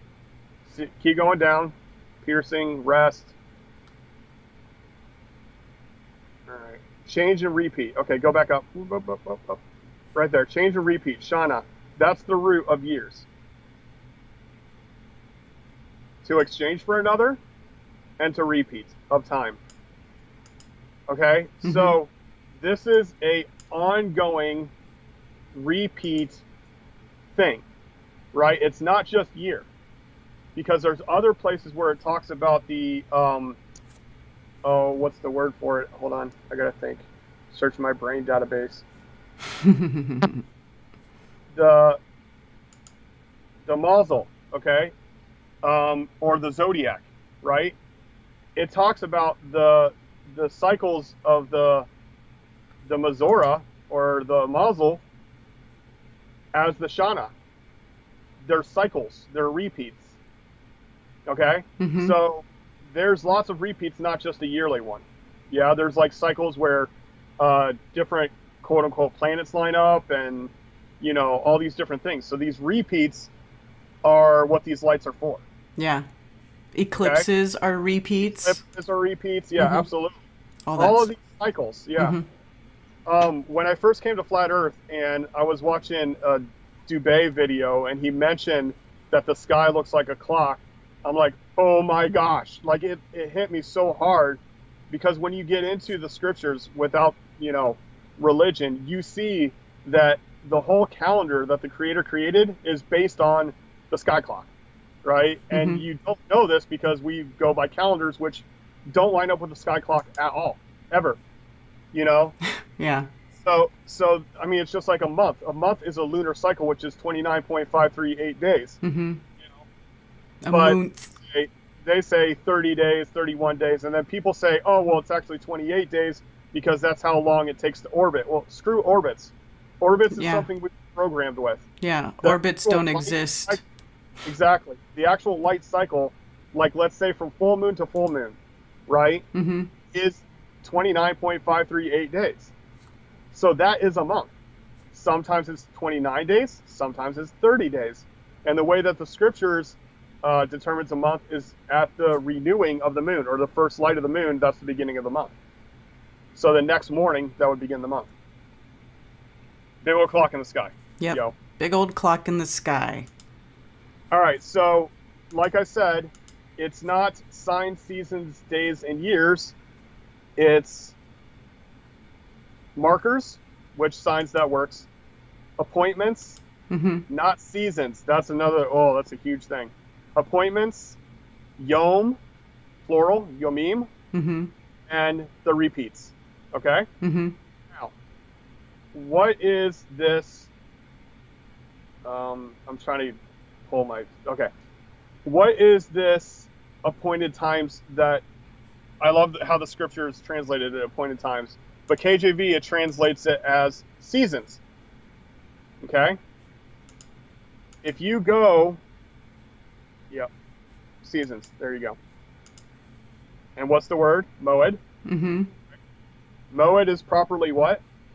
An appointment, a fixed time or season, specifically a festival. Yep, conventionally in a year, by implication in assembly. Okay, so why didn't they put appointment there? Why did they put seasons? Because they don't want you to know there's appointments. Why? Because they replaced the appointments with Christmas, Easter, Sunday worship, all that stuff. There's actual appointments where the Creator says, if you take the time off at these specific times, I'm going to show up and be there with you. It's powerful stuff. When did these times happen? At every harvest season. Mm-hmm. Which, if you look at even the, oh my gosh, what are they called? People who worship trees and stuff. Wicca? Wiccan, yeah. So even the Wiccans know that at harvest seasons there should be a celebration. Like it's remnant, it's left over from what the Creator told us that we should do at every harvest season, whether it be the spring or the fall or whatever. Mm-hmm. That should be that. But I'll have to show you another time, and we will when we get to it. But there's only 2 seasons in Scripture, the early and the latter, which makes sense because you know how it's our winter and their summer Yeah. in the north and south? Mm-hmm. Well, it's just early and latter seasons. Right. Our early season is hot, their early season is cold, and vice versa. So spring to summer is one season, fall to winter is another. And it makes perfect sense with that whole track of the sun, the way that we understand the sun to be for seasons, right? Right. You get a time where it's crossing the equator towards you, then it hangs out on the inner circle, and that's one season. And then when it tracks out the other way and it hangs out there for a while, that's the other season, right? 2 seasons. That's it, not 4. Okay? All right. Go back to, go to Leviticus 23. All right. Yes, I know we're jumping around a lot. I'm sorry. We're still going to stay with 23 what? 1? The first one? Sure. Yep. Okay. We're still going to stay in the context, but I have to show you what these words mean. Mm-hmm. Okay? So it already titles it wrong in the beginning because it calls it Feasts of the Lord on the very top, right? But some of these are not feasts. Like, these are not all times to eat. In fact, one of the days is a day for self-inspection where you typically don't want to eat. You want to fast and get, you want to focus on yourself and the Creator and nothing else. So that's very interesting. But if you look at the word feast, click on the word feast. All right. Where? Right here? Yep. What's Right. that word? It didn't change because you're still on the same word. Oh, Moed. I was Yeah. like, why Oh. didn't it change? Because this is the word they translated as seasons in Genesis 1.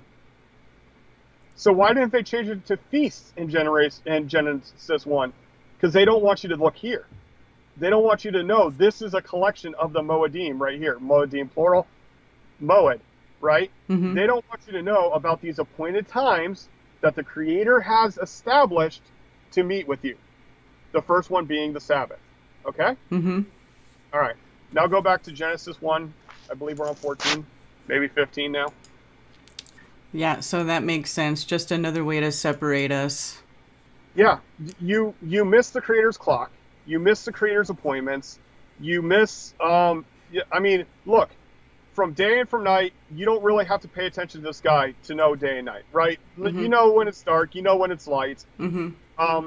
But the signs in the heavens, they're like, oh, don't worry about, like, you know, maybe like eclipses you can pay attention to, because those are great signs. But don't pay attention to the regular cycle of the sky, right? This is what they're basically telling you. When they translate it into English, they're having you not focus on the sky, Mm-hmm. right? In fact, in Christianity, or some Christian circles, tell you that you shouldn't look at the sky at all. Like, don't get into, what's it called? Astrology. Okay, astrology. Mm-hmm. Yeah, see, they screwed that up too. Because Yeah. ology is the study of, but they changed it to astronomy for the study of, and astrology as hockey foddy. Right. When it's the opposite. But right? it is totally the opposite. Astrology is way more scientific than astronomy. Agreed. And that's why it gets confusing, because ology actually means the study of, right? Biology, Mm-hmm. technology. Okay, so in this one verse right here, they're hiding that you should pay attention to the sky, right? Mm-hmm. Hiding that there's a calendar. They're hiding that there's appointed times with the Creator that He wants to meet with us, all by translating it the way they did. That's huge. That's huge. Right. With just a couple of words, they threw all that stuff off. Right, and don't forget, when they change it to expanse and you talk about the lights in the expanse, then you can believe it's a never-expanding universe, because it's expanse. Right. All right, so let's go back to TS. And remember that it's not expanse, it's Rakia. And remember that it's not heavens, it's Shemayim. All right. And let them be for lights in the firmament of the Shemayim.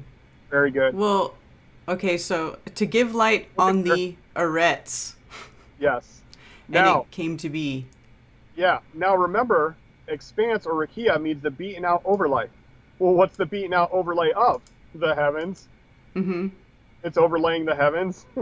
Mm-hmm. So now, if you read that previous verse that says, well, the expanse is heavens, well, then this expanse of the heavens, you're still being graveled. You're still being confused. Right here, where in 8 it says called the expanse heavens. Right, but now we know it's up to the expanse. But is now called- it's the expanse of the heavens. Exactly. It's the covering. It's the overlay. It's the beaten out covering. Yeah, Okay. of the heavens. And to give light where? On the arets. On the There you earth. go. So who are the lights for? Well, that would, for us. People on the arets, right? People on the arets. It's not for people in the sky. Okay? Right. So sometimes, like, I don't know, maybe if you go up too far, you don't even see the lights anymore. Why? Because the lights are manifested to us here through the Shemayim. Mm-hmm. When the light goes through the ether, the Through the Shemayim, ether. Right. and hits our eyes, those lights are for who? For us. Right. They have no other reason except for us to see, for the markers, the appointed times, the yamim, and the repeats. They're for us. Literally, those Yep. lights were made for us. Yep. All right, 116. Okay. And Elohim made 2 great lights. Great light sources. I'm jumping in there.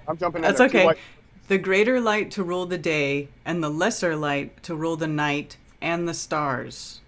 Yeah, and the stars are very weird. It just says look shine. Like, it's the look shine. Look, shine. It's a shiny thing for us to look at. That's the gist of it in Hebrew. The 2 great lights, and this is Gadol, and then it's light source. The greater light source to rule the day, the lesser light source to rule the night. Now, go to the dictionary thing and then click on the definition for 2. Now, 2, if it's the actual number 2, it should say shenanim, but it's not. It's just sheni. Okay? If you look over there for the definition, what does it say? Shanaim. Mm-hmm. It's not Shanaim, it's Shani. So why are they pluralizing it there? Okay? Now go to the root. Now it says Shani. And what does that mean? Properly double, that is second. Also adverbally again. Right. Second time. So these two lights are not two lights. These are double lights. These are duplicate lights.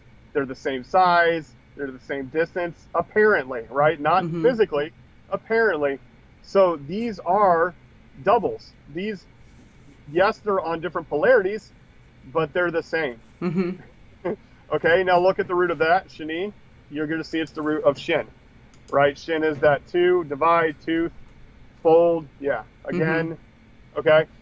Or this is shana, but the root of it is shin. But we already looked at that earlier with a different word. But that's the point, is like, shani is duplicate lights. So he created duplicate lights. Now this is something interesting here as well. So the word is made instead of create. That means he took the ingredients of what already existed and created these things, okay? It also says that he made the firmament, okay? But when it came to the earth, he didn't create plant life. He commanded the arets to create the plant life, right? But everything in the sky, he made. He took the ingredients of what was already there, which is the Shemayim and the arets, and he created the Rakia and the lights within the Rakia with the things that already existed in day 1 and 2 and 3. So, yeah, that, I know that's like just a minuscule difference, but to me, I think that it's a great thing to show that there's a difference between when he creates, when he commands his creation to do something, or when he makes something that's already there. I think that's interesting to point out too, for sure. All right, so we can go back to TS, if you prefer. And then Elohim set them in... Set them in the firmament, or, yeah, in the Rakia of the Shemayim. There you go. To give light on the arets. There you go. So you're telling me that he put lights in the firmament to go through the unseen existence to give light to the physical realm? Wow, that's interesting. All right, go ahead. And to rule over the day and over the night, and to... No. What? To rule over the Yom. To rule over the Yom and over the Lila? Yep. And to separate the light from the darkness. Yep. And Elohim saw that it was functional. Very good. All right, 119. Okay, here comes our part. And there came to be evening, and there came to be morning, the fourth Yom day. Very good. What is evening? Evening is twilight. Morning? The break of the day. The break of light. Yeah, seen light. Yep. Seen light. Yep, breaking seen light. Okay, go ahead. 120. Okay. And Elohim said, let the waters teem with shoals of living beings, and let birds fly above the arets on the face of the Rakia of the Shemayim. Very good. Now, guess what? We have issues here. Yeah. All right, go to HSB. Because, what the hell are birds doing in the Rakia, right? That's weird. That doesn't make any sense. Okay, so let's look for Rakia. Where is it? Oh, down. Down. Yeah. No. Same verse, but it's on the second to the bottom row. Firmament. Firmament. Here we go. Look at the word before firmament. Firmament. It says in the open. In the open. Panai. Yeah. Panai. That's the mouth of. Okay. So they're flying in the mouth of the Rakia. And you'll see that. Yeah. The face, the mouth. The unused upon you from the face as the part that turns, used in great variety of applications. Blah blah blah.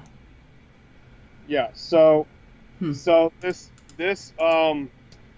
Oh, here we go. In this one, it says face, faces, presence, face of. Yes. Yeah, and pan, the pei noon is actually mouth seed. So the mouth seed is the face. Interesting. Yeah, turn your face. Okay, so if you look at the word right before panai, there's a prefix. Mm-hmm. That is all. Okay? All is on, upon, over, against. Okay? Mm-hmm. So it's up to, okay, it says on the arets, on face rakia, the shemayim. What this means is that the birds fly between haaretz and rakia. So from the arets to the face of the rakia, the shemayim, that's where the birds fly. Okay. So they're not in the firmament. They're flying in the space between Earth and the firmament. Right. Up to the face of the firmament. Up to the face of the firmament. As far as they can go is the face. Let's go back to the scriptures version again. All right. So when it says, let the waters teem. Okay, remember when we said, let the earth bring forth grass? Mm-hmm. Same kind of spiel here, okay? So let me go to 120 on mine.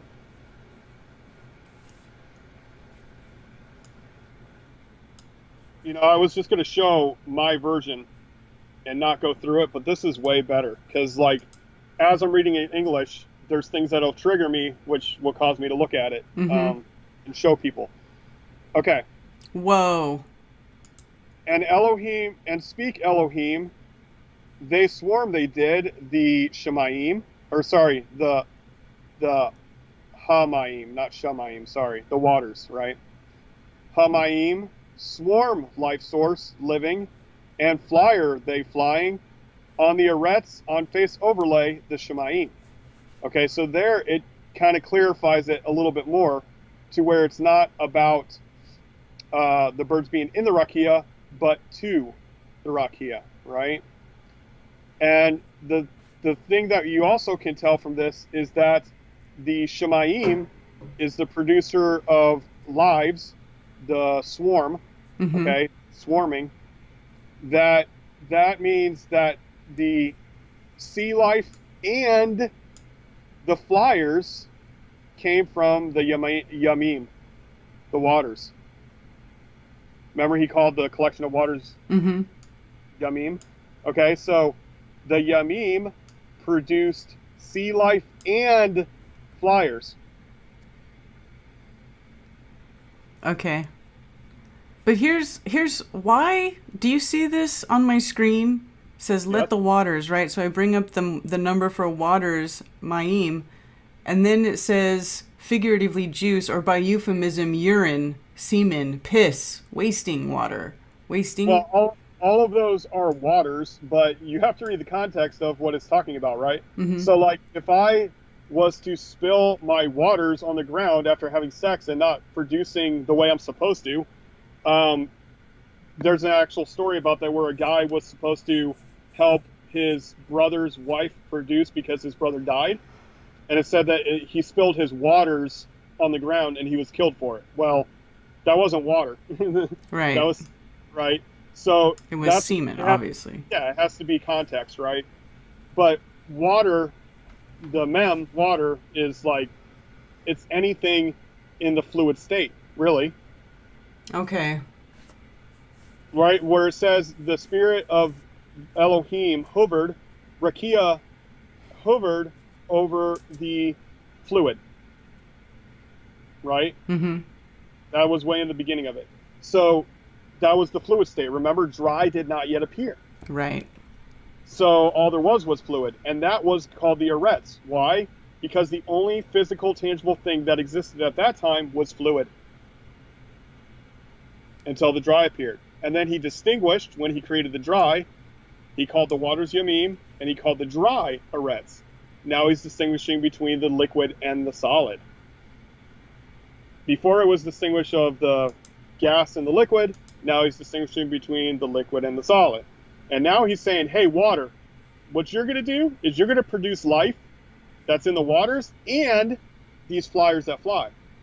And if you think about the way that birds flock and fishes school, they're very similar, dude. Mm-hmm. The way they move through their medium is very similar. The shapes of their body, wings and tails, fins and tails, you know, there's a lot of similarities between those two entities that come. Yeah, well, and this goes back to our atmosphere being a fluid and behaving like a fluid. Whenever you watch like cloud time lapses, that you're seeing the fluidity of the air. Yes. The air. Yes. Agreed. Now, verse 21. Oh my gosh, this is a mess, but we'll get through it. Verse 21. All right. And we're coming up on 2 hours too. Okay. So well, I mean, do we want to make it to the end of this, to the end of Genesis? Are we going to, or can we stop? Should we stop? If we're going to go through the whole section, we should go through at least chapter 2, verse 3, because they purposely separated the chapters to hide shit. Okay. All right. All right. And Elohim created great sea creatures and every living being that moves, with which the waters teemed according to their kind, and every winged bird according to its kind. And Elohim saw that it was good, or functional. Very good. Now, where it says winged bird, it actually says flying flyers, because even bats are called flyers, but they translate it as bird when they choose to. Okay, so these are flying flyers, not winged bird. And then sea creatures, that's not, it's this weird thing called tenanim. And if you look even in Jewish perspective or Christian perspective, nobody knows what these tenanim are, because they appear to be sea creatures in some places, but in other places they're inhabiting lands and abandoned territories. And they breastfeed their young, but they have scales. I mean, it's very weird when you look into tenanim throughout the scriptures. Very weird creatures. So they're talking about things that we don't even see today. Correct. It's not that maybe they still exist, but we don't see them around. Let's put it that way. Maybe they're in the hidden continent. They could be. Or maybe they're deep divers as well. You know, there's no way of knowing. You know, we keep finding shit all over the place, you know, that we didn't know was there. All right. And Elohim blessed them. Go ahead. And Elohim blessed them, saying, be fruitful and increase, and fill the waters in the seas, and let the birds increase on the arets. Okay. So, even though the birds were created from the waters, they increase on the arets. That's where they populate. But yet birds always seem to have a functionality with water, right? They'll follow waterways. They'll travel across the water. Some birds even live in the water, you know. Right. And fill the waters in the seas is, it's, I don't know. I'll leave that. Fruitful is a good translation. It says do fruit. Mm-hmm. Do fruit. Okay, and that is the same, you know, between like I said, the seed is the same between animals and plants and us, you know, that it's our fruit, because we produce the seed that goes into fertile ground, quote unquote, that reproduces. Yeah.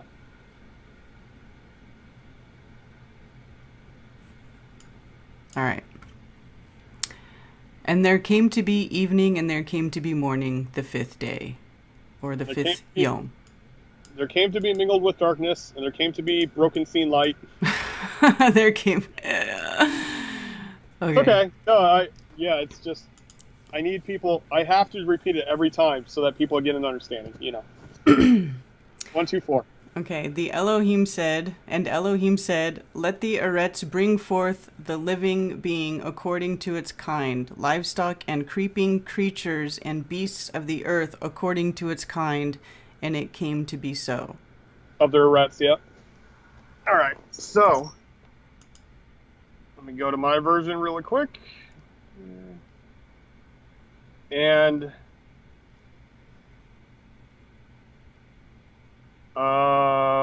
22, is that where we're at? 24. 24, okay. Chugging along, okay. And they speak Elohim, you will do push out. You will do push out the Eretz, life source living, to type her, in roar, that's cattle, we're going to get into that in a second, in roar, or loud chaos, and tread, and life of his, Eretz, to type her, and exist affirm. Okay, so if you go to, yes, I'm sorry, that sounds like broken English. It basically says that Elohim said that the Eretz is supposed to push forth life. Okay, so now he's commanded the Eretz to do it again. The physical plane needs to push forth living creatures, the roarers and the treaders. All right, so let's go to beasts or cattle. I don't know what it says there. I'm sorry. Beasts, yeah. Cool. So if you go to the definition of beasts, it's like Bahama. Well, it says beasts in the Strongs, and then King James it says cattle. Yeah, click on that. Mm-hmm. Bahama. Mm-hmm. Okay. If you've ever heard of behemoth, Mm-hmm. same root word. Yeah. Right. From an unused root. You son of a bitch. Mm-hmm. Why do you say unused if you're using it? I know. Probably meaning to be mute, as a dumb beast. Now this is close, but it's more like growl or grunt, Mm-hmm. not mute. All right, go to DVD or BDB. BDB. BDB. Beasts, cattle, animal. All right, Collective of animals. now go to ancient Hebrew. High place also, Mm-hmm. which, by the way, that word that was translated as deep. Remember, I said, it says deep, and they tell you deep means the ocean, but it kind of appears that it might be some higher elevation. Mm-hmm. Bahama is like high place. Okay. Mhm. All right, keep scrolling down. Tall creature. That's it. Okay, so the root of this is the hum, which I gotta pull that up for you to figure out which Hebrew number that is, and I'll give people a copy of my notes if they want it. But the root of it is the HM part. You see the G? Or sorry, N. NF1. Okay, here. Okay. Yeah, that's the one that we're looking at, Bahama, right? If you look at the first picture, it's the tent floor plan, Mm-hmm.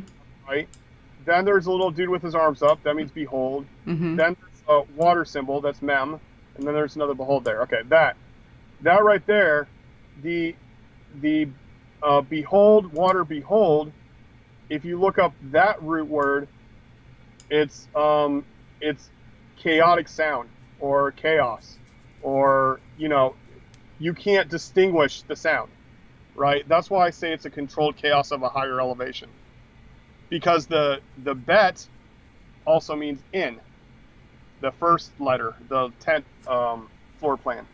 So in the growl, or in chaos, or and the one that's called deep, instead of a bet, it has a tav, which is a marker or a sign of the growling. So that's where I get the controlled chaos of the deep. So yeah, it takes a lot to get where I get. But I mean, you don't have to take my word for it. I'll put all the notations of how I got there. If people ask for my notes. Controlled chaos, though, actually, that is another, in my opinion, that's another way of saying entropy. That's like Sure. the natural entropy of the realm, because it does seem sort of chaotic and random, but it all also works. It works that way. It's also, if you think about the lights in the sky, if you think about how they're made, right? If we assume frequency, right? Sound frequency. Mm-hmm. I mean, that's a disturbance in the ether, so to speak. It's a disturbance in the medium that causes light to exist. So that is a controlled chaos as well, right? Okay. If you focalize the frequency, Mm-hmm. it becomes this beautiful thing. But that frequency is disturbance of the medium. Right. So that's also a controlled chaos. All right, 125. All right, let me go back here.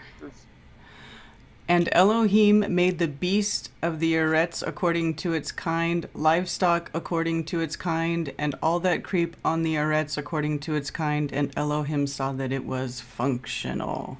Very good. And again, these are growlers and treaders or crawlers. So that works. So that's like everything, right? Is that everything? Yeah. Well, this is all the these are all the land animals. Land. Yeah? Okay. Because we already got the sea animals and the flying animals, and these are the land animals. Okay. Because it comes from the eretz, it comes from the dry. All right. Which, that you know how like bird and fish bones are hollow. Yeah. Right. Okay, here we go. And Elohim said, "Let us make man in our image, according to our likeness, and let them rule over the fish of the sea, and over the birds of the heavens, or Shemaim, and over the livestock, and over the eretz, and over all the creeping creatures that creep on the ground." Okay, so creatures is in italics here. Right. Because those are the treaders, right? Okay. They don't need creatures in there. You could say just all of the crawlers. Mm-hmm. That would work. Yeah. So the only one you miss is Yamim for C's, but that's meme for good seeds. job. Okay. Yes, let us make man in our image. Can we talk about that? Yeah. Okay, so if we're getting into the ideology of the collective consciousness that I was talking about earlier.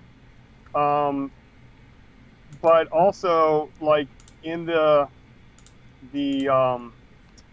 image and likeness, right? I don't know what it has there in the scriptures version because I'm pulling up my what is it, scriptures. What verse are we on? 26, 126, right? yeah.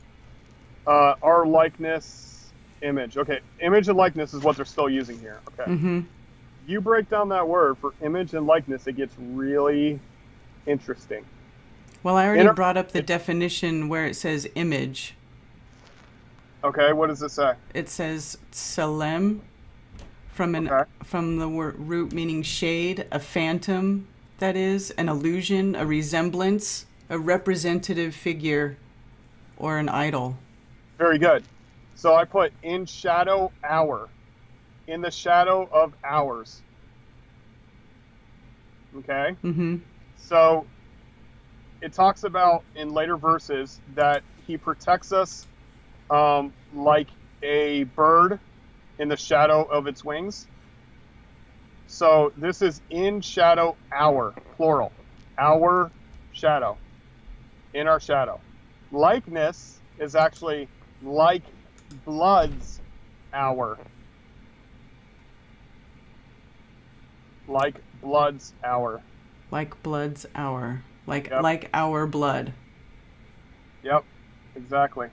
Okay, so if I click on likeness here, it's bringing up demuth. Okay, go to the next root. Okay. Dama. Implication, to resemble, liken, consider. And now Be the like. ancient Hebrew. Hmm? Now ancient Hebrew. Blood, likeness. Oh, go ahead, read it. The pictograph is a door representing the idea of moving back and forth, though this is the water. A picture of water can represent any liquid, especially blood. Combined, these pictures mean moving back and forth of water or the flowing of blood. Similarly, the grape plant takes water from the ground and moves it to the fruit, where the water becomes the blood of the grape. Word. The blood of man is also water which moves through the body. When the blood is shed, the man or animal becomes silent. A son from the blood of his father resembles his father. There you go. In our bloods. And bloods is plural, by the way. Bloods is plural. Yeah, in the 126. If you pull up the HSB. Okay. Where is it? It's always so hard to find stuff when I switch to this version. Our likeness right here. This one? Yep. Yeah. Yep. So if you look at the word down below it, or the Hebrew to the right, sorry. The Hebrew to the right. Yep. This one? Yep. So the first part is, the first letter is a kaf, which means like. It's like a simile, you know, just like this, just like that, okay? Now the next two letters are dam, which means blood. Now remember, if you click on the definition, it says dama, but there's no H in this. There's no hay in it. Okay? See the hay? Or demote, okay, demote.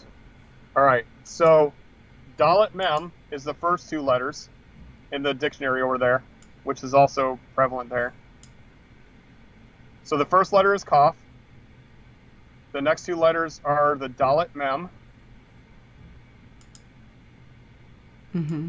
Dalet Mem is the first two. And then the Vav Tav on the, yep, stop there. That Vav Tav, the last two letters in that little three-group word there, is plural, oat. And then the last two letters means hour, new. So like, bloods, plural, hour. Cool.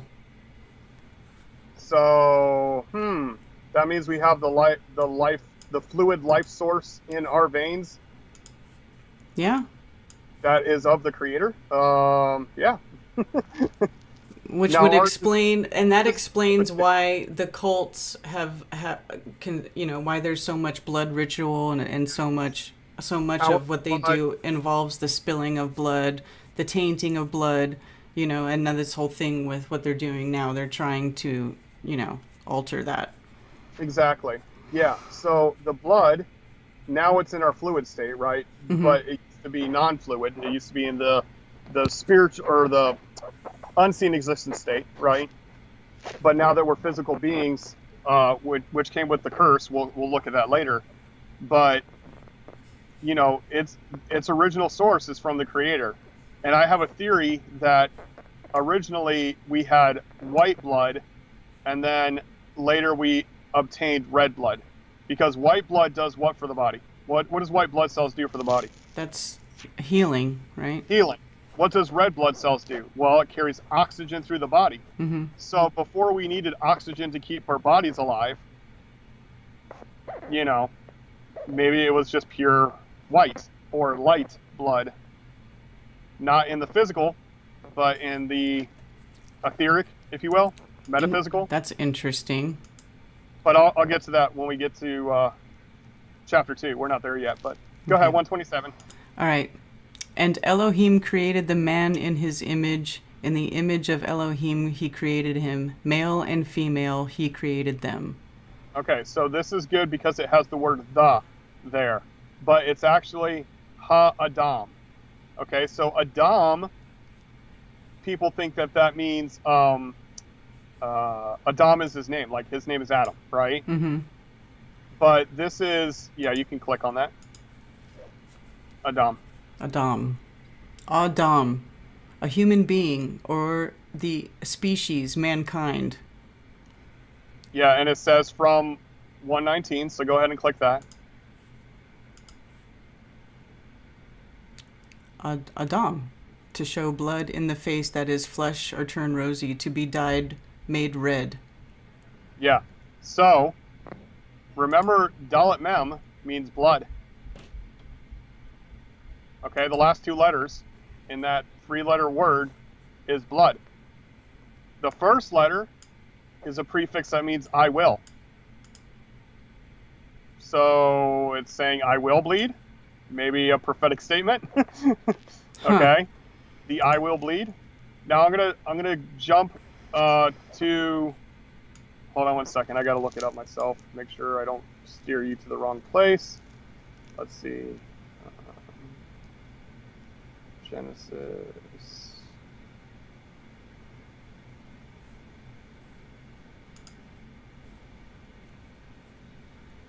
Okay, go to Genesis 5:2.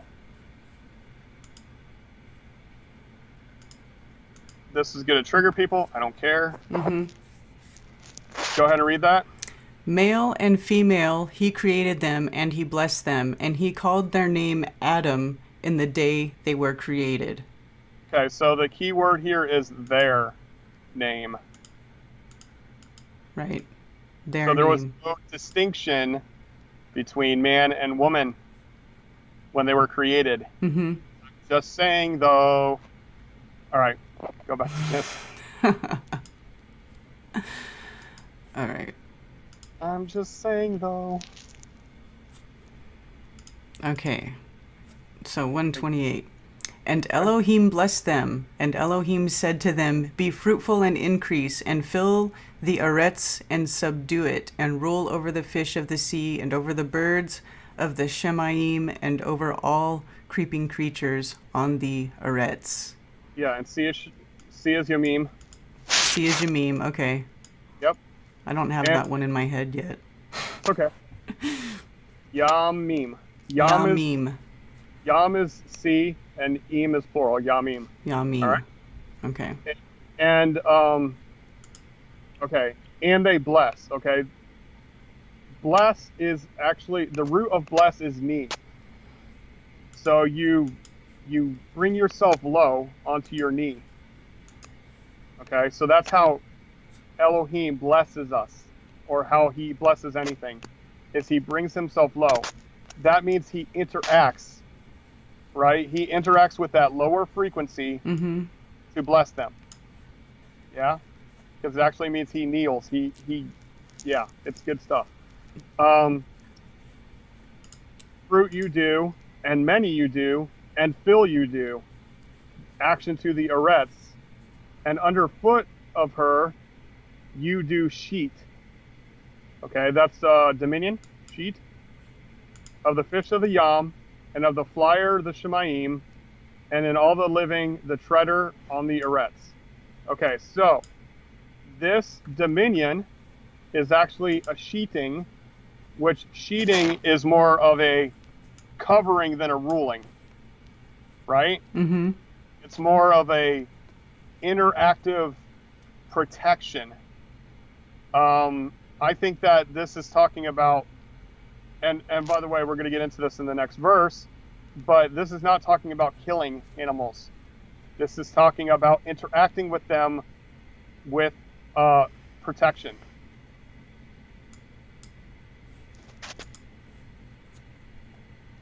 It's underfoot, but you're supposed to sheet over them.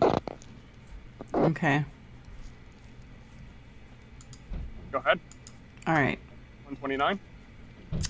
And Elohim sorry, I was looking in the other window. I didn't realize you were looking at the definitions and stuff. You should definitely do that. I'm sorry. Oh, I am. I just as we're going, I'm clicking on stuff to bring it up on screen.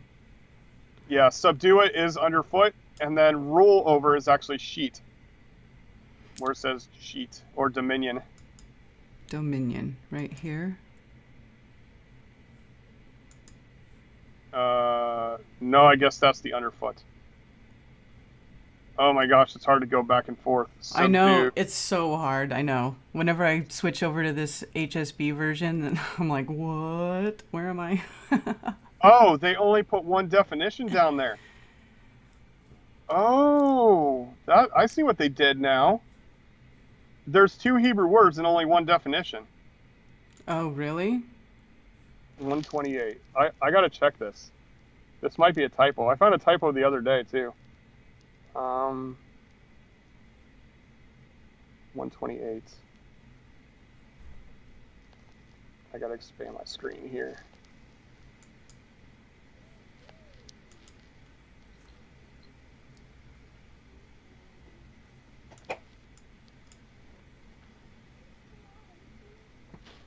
Okay. Subdue is foot. Dominion. Yeah, the one that says ch1-2vs3 is dominion. Do you see that one? Here. Yeah. After iridu or rada. To rule, have dominion, dominate, blah, blah, blah. That's their whole. Mm-hmm. But if you go to AHLV, ancient Hebrew, sorry. Oh. Yeah, you're there. Yeah, I'm there. Yeah, so spread or sheet. Mm-hmm. But by extension is ruling, right? So you're sheeting. Yeah, so a sense You're of spreading out rather Yes. than rule on the throne alone. Exactly. And to descend, A ruler is one who walks among the people in the sense of spreading out rather than rule on the throne alone. Yep.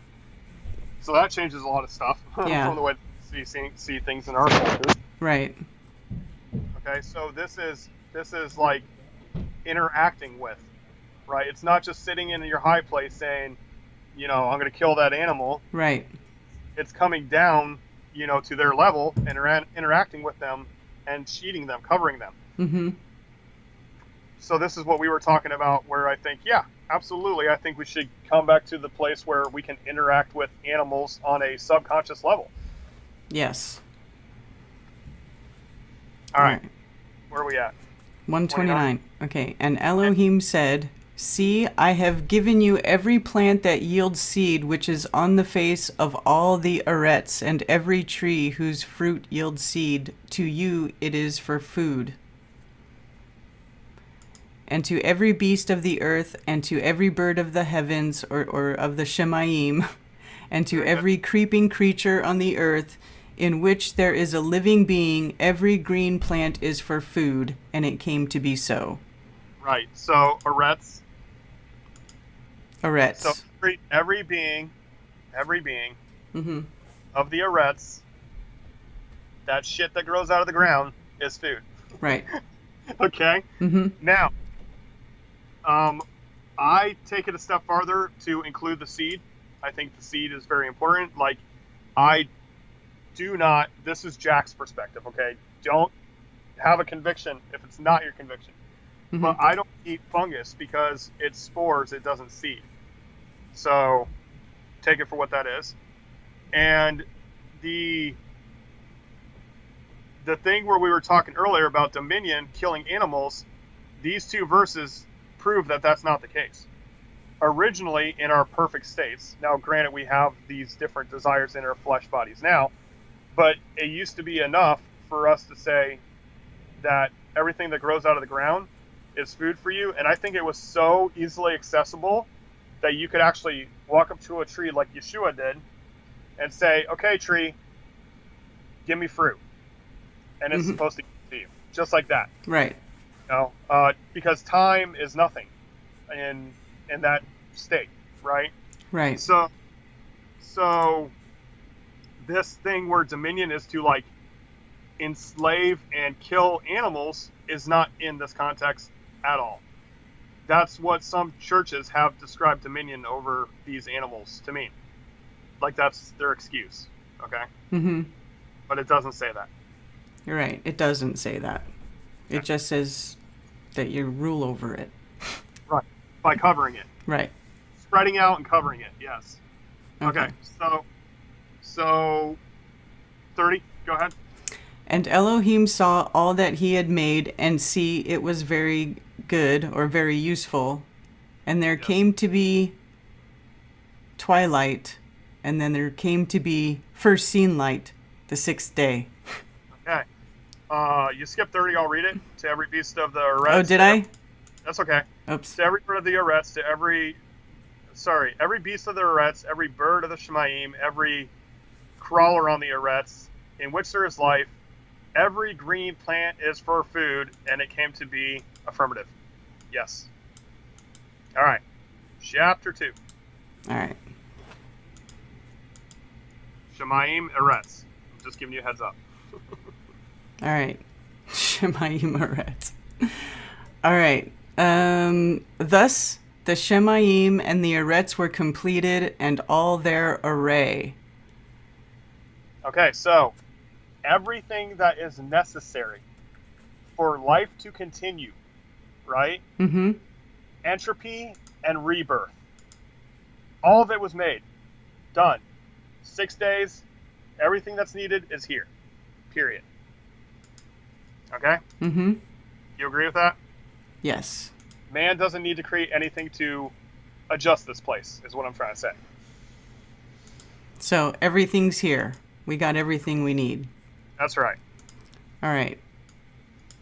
Not that I don't enjoy using the functionality of this computer. Right. This is very good. But I'm saying everything we needed to sustain life and to continue life was there. Right. Period. And in the seventh day, Elohim completed his work which he had done, and he rested on the seventh day from all his work which he had made. Okay, what is day? What is day? Day is Yom. Yom, right. So light time, right? Mm-hmm. So, okay, praise Yah. I'm giving glory to Yah because he just sent me some future income. He sent me some work. Awesome. All right. So, on the seventh Yom, Elohim completed all of his work that he had done, and he rested on the seventh Yom from all of his work. Work is travel. Hold on, let me look it up, sorry.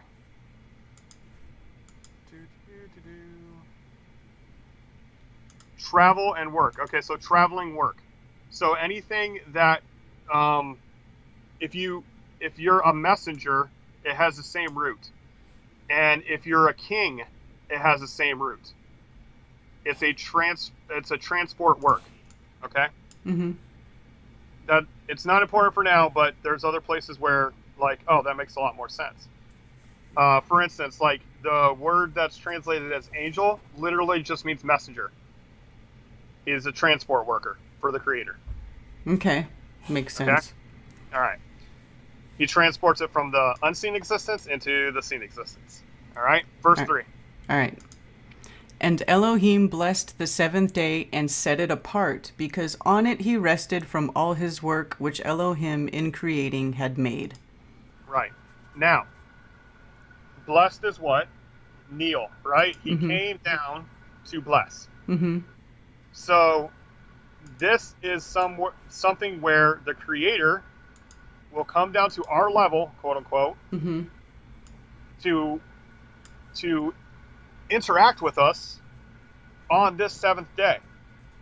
And sanctified is better than holy. Holy actually is a Indian deity, not Indian as in Native American, but from India. Mm-hmm. Sanctified is better. So that seventh day, he has set apart for him to interact with us, which is this day, today.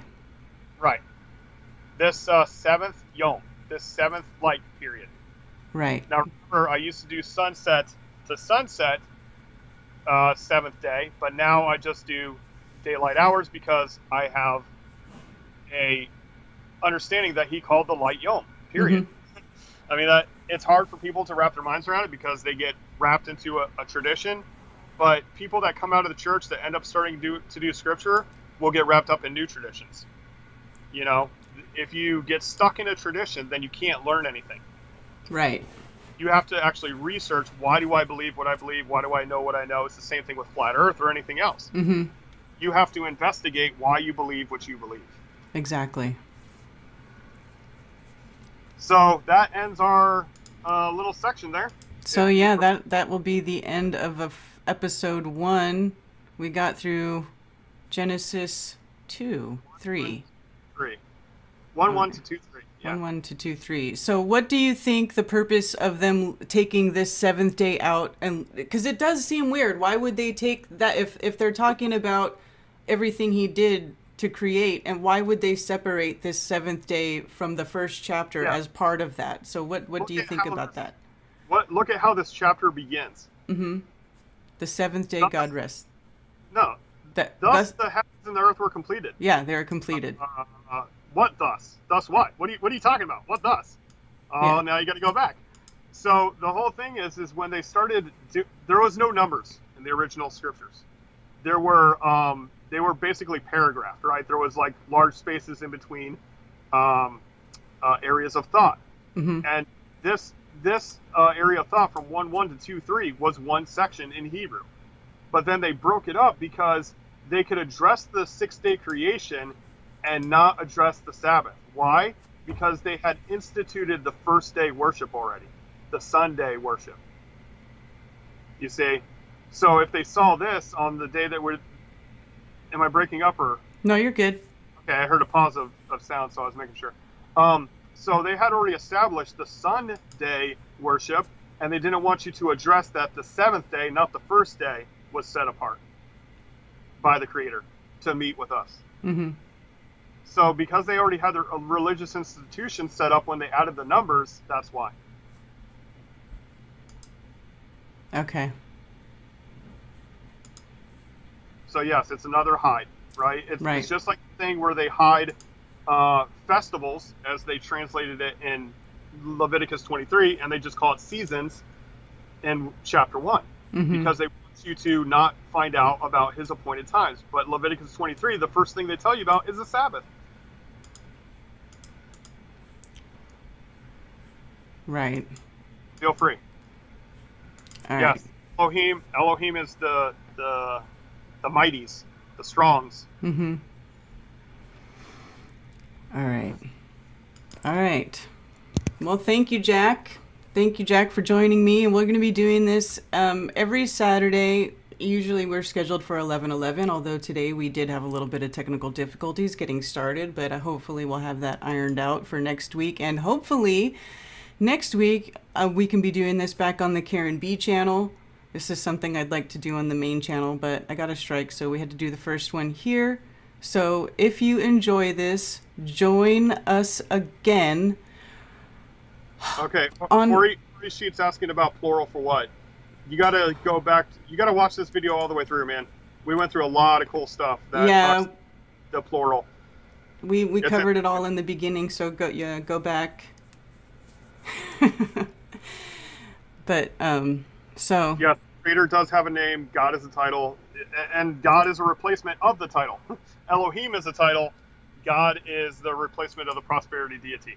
Yes, I'm watching the chat. Sorry. Oh yeah, and also I see that some people donated to my stream. Thank you for donating. I missed that, you guys, and I'm sorry. Realize, and real math. All right. I see that. Okay. I don't have super chat on this channel. My email's in the description. If you have any questions about this specific portion, feel free to write in and ask me the question, because if you ask me questions about scripture, I have people that'll ask a one-sentence question that it'll take me all day to write out an answer for. Yeah. So please keep it on this subject. Yeah. Jack's email is in the description if you have questions about stuff that we talked about, or if you want him to send you the file for the versions that we're reading in the eSword app, because for me on a Mac I wasn't able to get it, so Jack had to send it to me. If you have it on PC, you'll be able to get all this stuff yourself for free probably, but if you are like me and have an Apple and you need Jack to send it to you, he can do that. Correct. And yes, there is no J in Hebrew. J didn't exist until 600 years ago. Very good. Yep. All right. And that Amanda Yeats said, good daylight hours for everyone. Yes. Thanks, everybody, for being here. And so join us again next Saturday, hopefully on the Karen B channel. Right? Right. All right. Absolutely. Here. Shabbat shalom. Shabbat shalom.